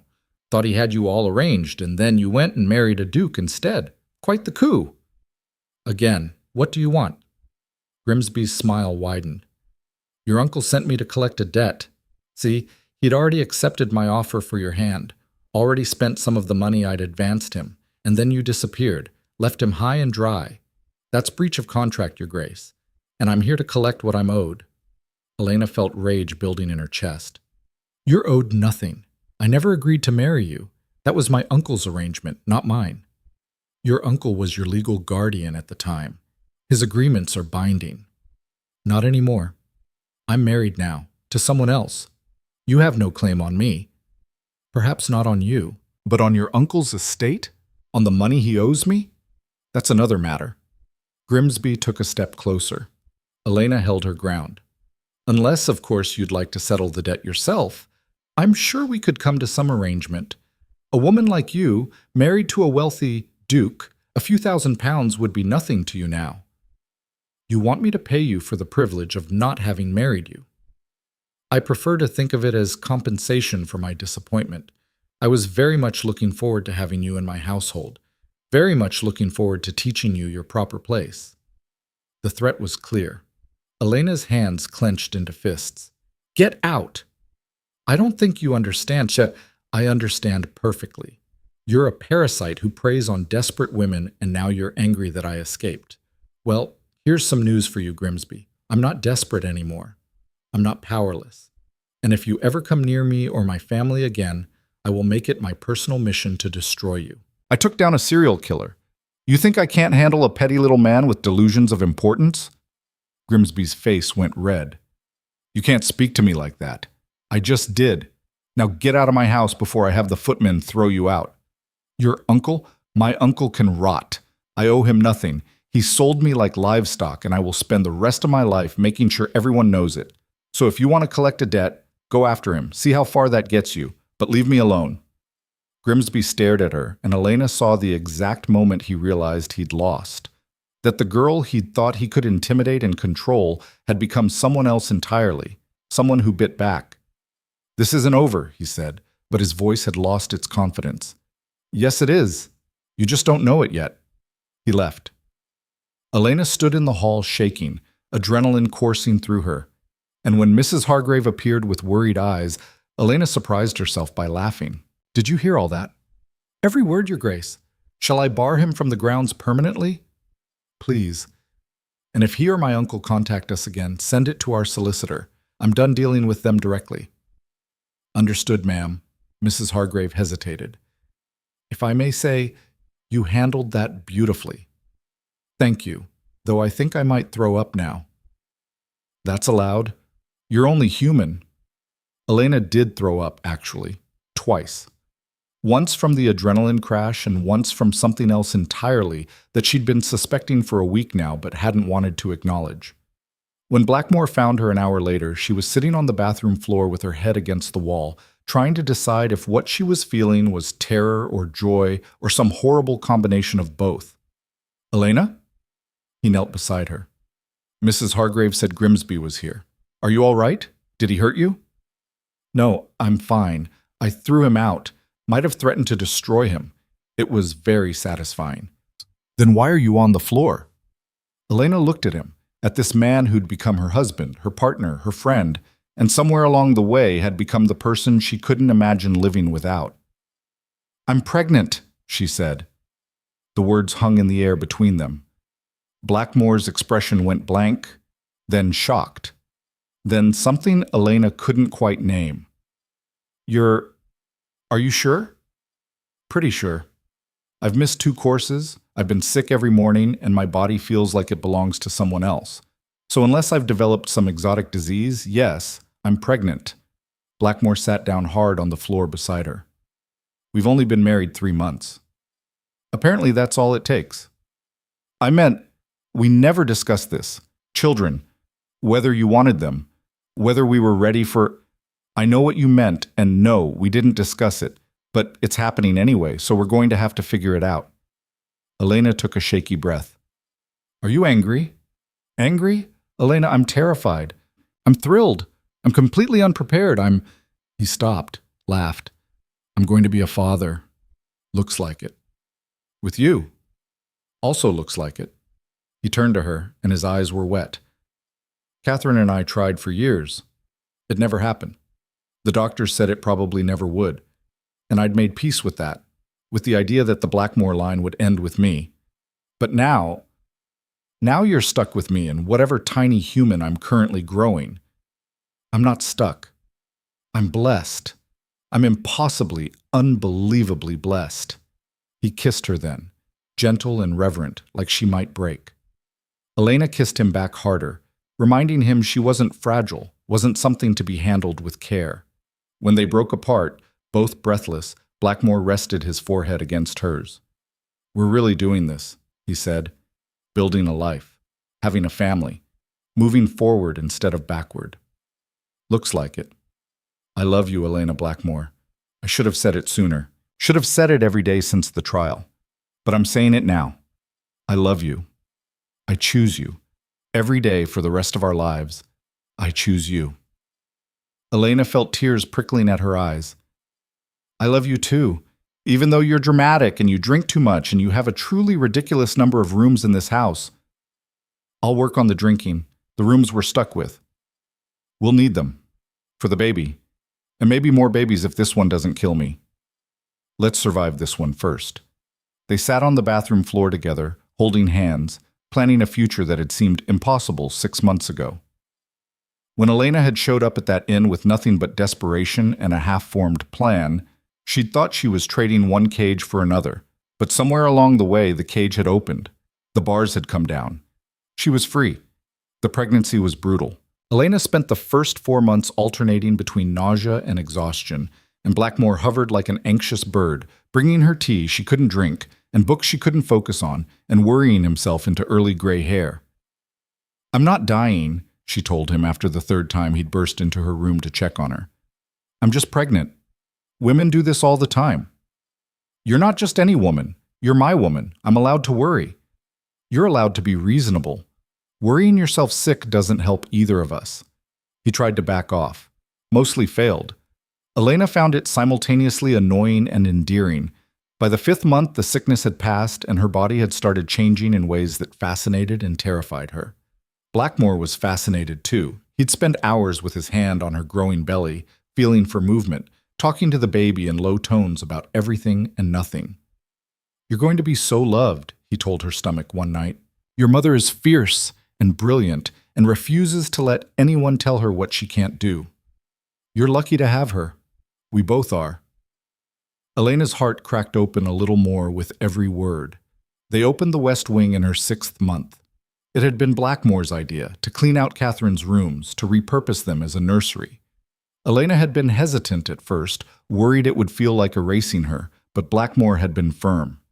Catherine would want this, would want life here instead of emptiness, would want a child to grow up in rooms filled with light instead of having them sit locked in dark forever.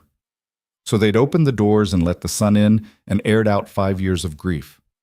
Mrs. Hargrave supervised the cleaning with military precision, and gradually the rooms transformed, from shrine to space, from past to future.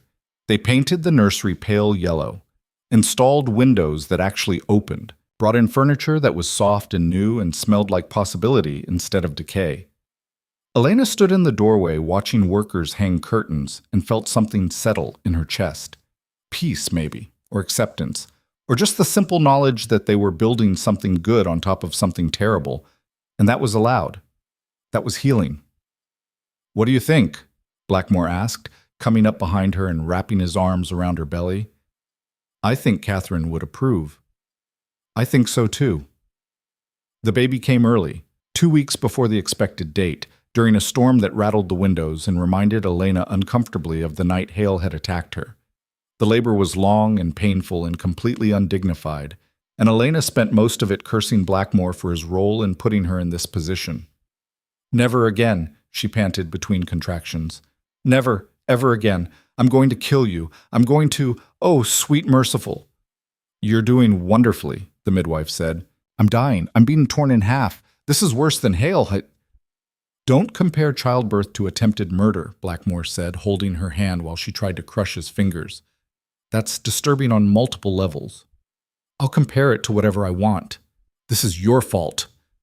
Another contraction hit. Elena stopped talking and started concentrating on not screaming. 18 hours after it started, the baby finally arrived. A girl, red-faced and howling, with a full head of dark hair and her mother's stubborn chin. The midwife cleaned her up and placed her in Elena's arms, and Elena looked down at this tiny, furious creature and felt the entire world rearrange itself. "Hello," she whispered. "Hello, you. You're here. You're really here."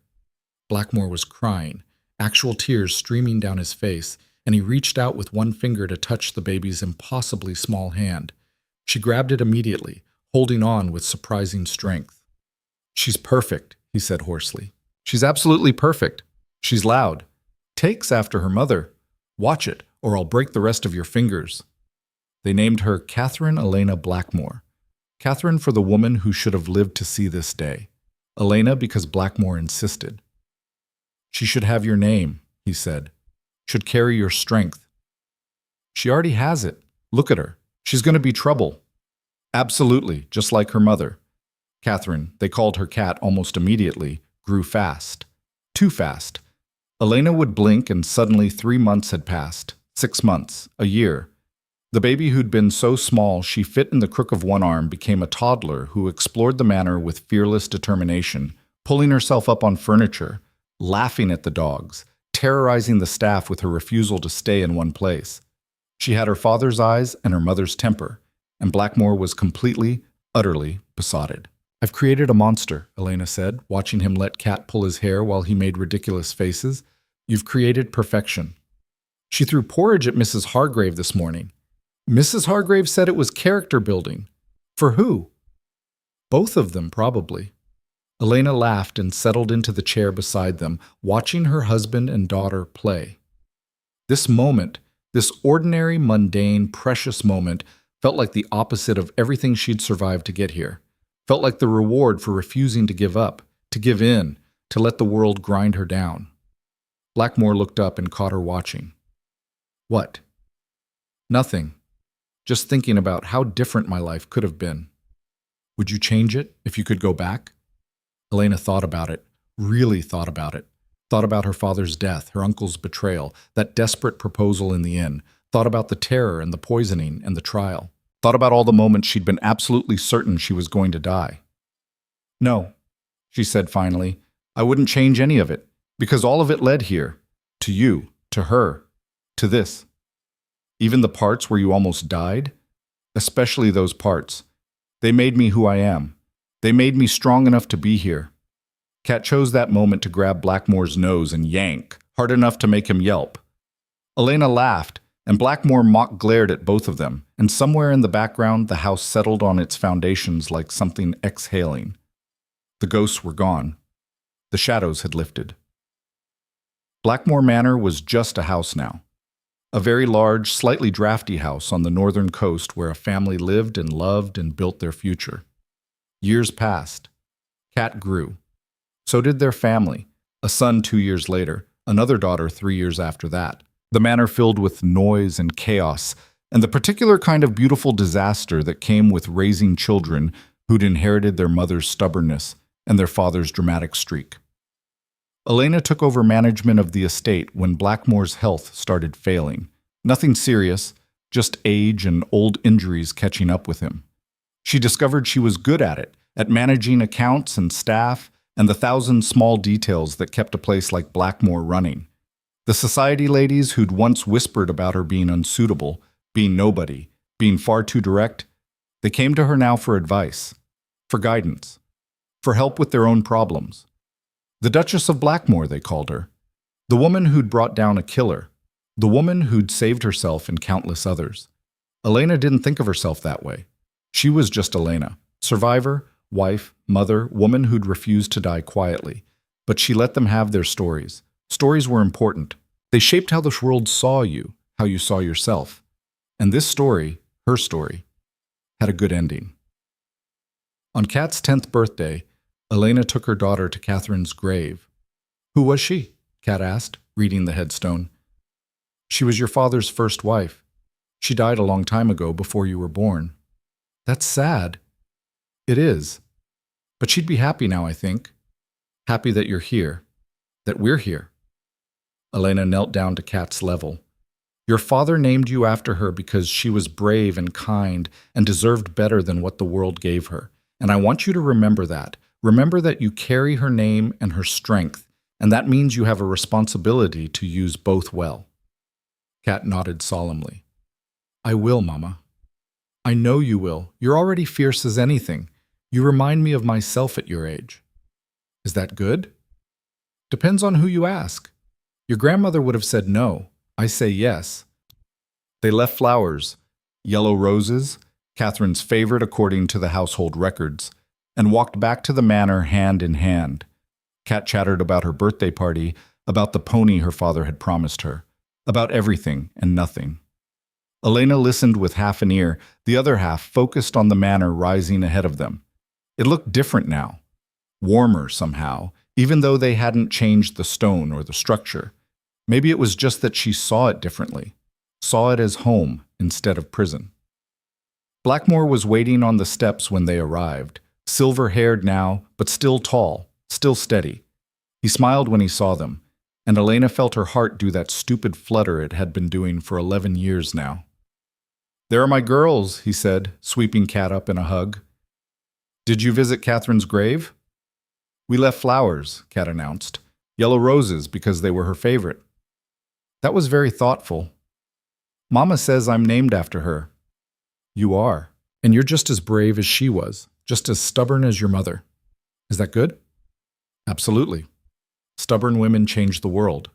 Elena climbed the steps and kissed him, not caring that Kat made a face and proclaimed it gross. "How was your day?" she asked. "Better now that you're home." They went inside together, the three of them, and the manor swallowed them up in warmth and light and the smell of birthday cake baking in the kitchen. Somewhere upstairs the baby was crying. Somewhere downstairs servants were arguing about party decorations. It was chaos. It was imperfect. It was messy and loud and nothing like the elegant society life Elena had been trained to want. It was perfect. That night, after the party, after the children were asleep and the house had finally quieted, Elena and Blackmoor sat in the library with glasses of wine and tired feet. "I was thinking," Blackmoor said, "about writing it all down. What happened with Hale, with Catherine, with everything. Not for publication, just for the children, so they know the truth someday. You think they're ready for that story? Not yet, but someday they will be. And when they are, I want them to know what their mother did, how she fought, how she refused to be another victim." Elena considered it. The idea of her children reading about the worst moments of her life made her uncomfortable. But maybe Blackmoor was right. Maybe they needed to know that their mother hadn't always been strong, hadn't always been the Duchess of Blackmoor. Maybe they needed to know she'd started as Elena Whitford, penniless and desperate and terrified, and had fought her way to something better. "All right," she said. "Write it down. But don't make me sound too heroic. I just survived, that's all." "You did more than survive, Elena. You won. You beat the system, beat the odds, beat a man who thought he was invincible. That's not survival, that's victory." "It's both, and I wouldn't have managed either without you. We saved each other." "We did. Still are, probably." They sat in comfortable silence, watching the fire burn down. Outside, the sea crashed against the cliffs, the same cliffs where Catherine had died, where Elena had almost died. But tonight they were just cliffs, just rock and water and the endless rhythm of the tide. No ghosts, no shadows, no fear, just home. Elena leaned her head on Blackmoor's shoulder and thought about the girl she'd been. 22 years old and drowning in debt and desperation, proposing marriage to a stranger because it was the only option left. That girl had been brave, stupid brave maybe, but brave nonetheless. And she'd won. Against all odds, against every expectation, she'd won. "Thank you," Elena said quietly. For what? For saying yes. That day at the inn. For being crazy enough to marry me. Blackmoor kissed the top of her head. Best decision I ever made. Even with all the chaos? Especially with the chaos. You brought me back to life, Elena. Gave me a reason to fight, to hope, to want more than just numbness and regret. I was dead before you came. You resurrected me. That's dramatic. I'm a dramatic person. You married me knowing that. Elena smiled against his shoulder. I did. And I'd do it again every time, in every version of this story. They stayed like that until the fire died and the wine was gone and the house settled into sleep around them. Then they went upstairs to their room, not separate rooms anymore, never separate rooms, and fell into bed together, exhausted and content. In the morning, there would be children to feed and an estate to run, and 1,000 small tasks that made up the business of living. There would be challenges, arguments, moments where Elena would remember what it felt like to be powerless and have to remind herself she wasn't anymore. But tonight, there was just this, just them, just the proof that survival was possible, that love was worth fighting for, that women who refused to die quietly could build empires on their refusal. Elena Blackmoor fell asleep with her husband's arms around her, and her children sleeping down the hall and the ghosts of Blackmoor Manor finally, blessedly silent. She'd started with nothing and built everything. She'd survived. And in the end, that was the greatest victory of all.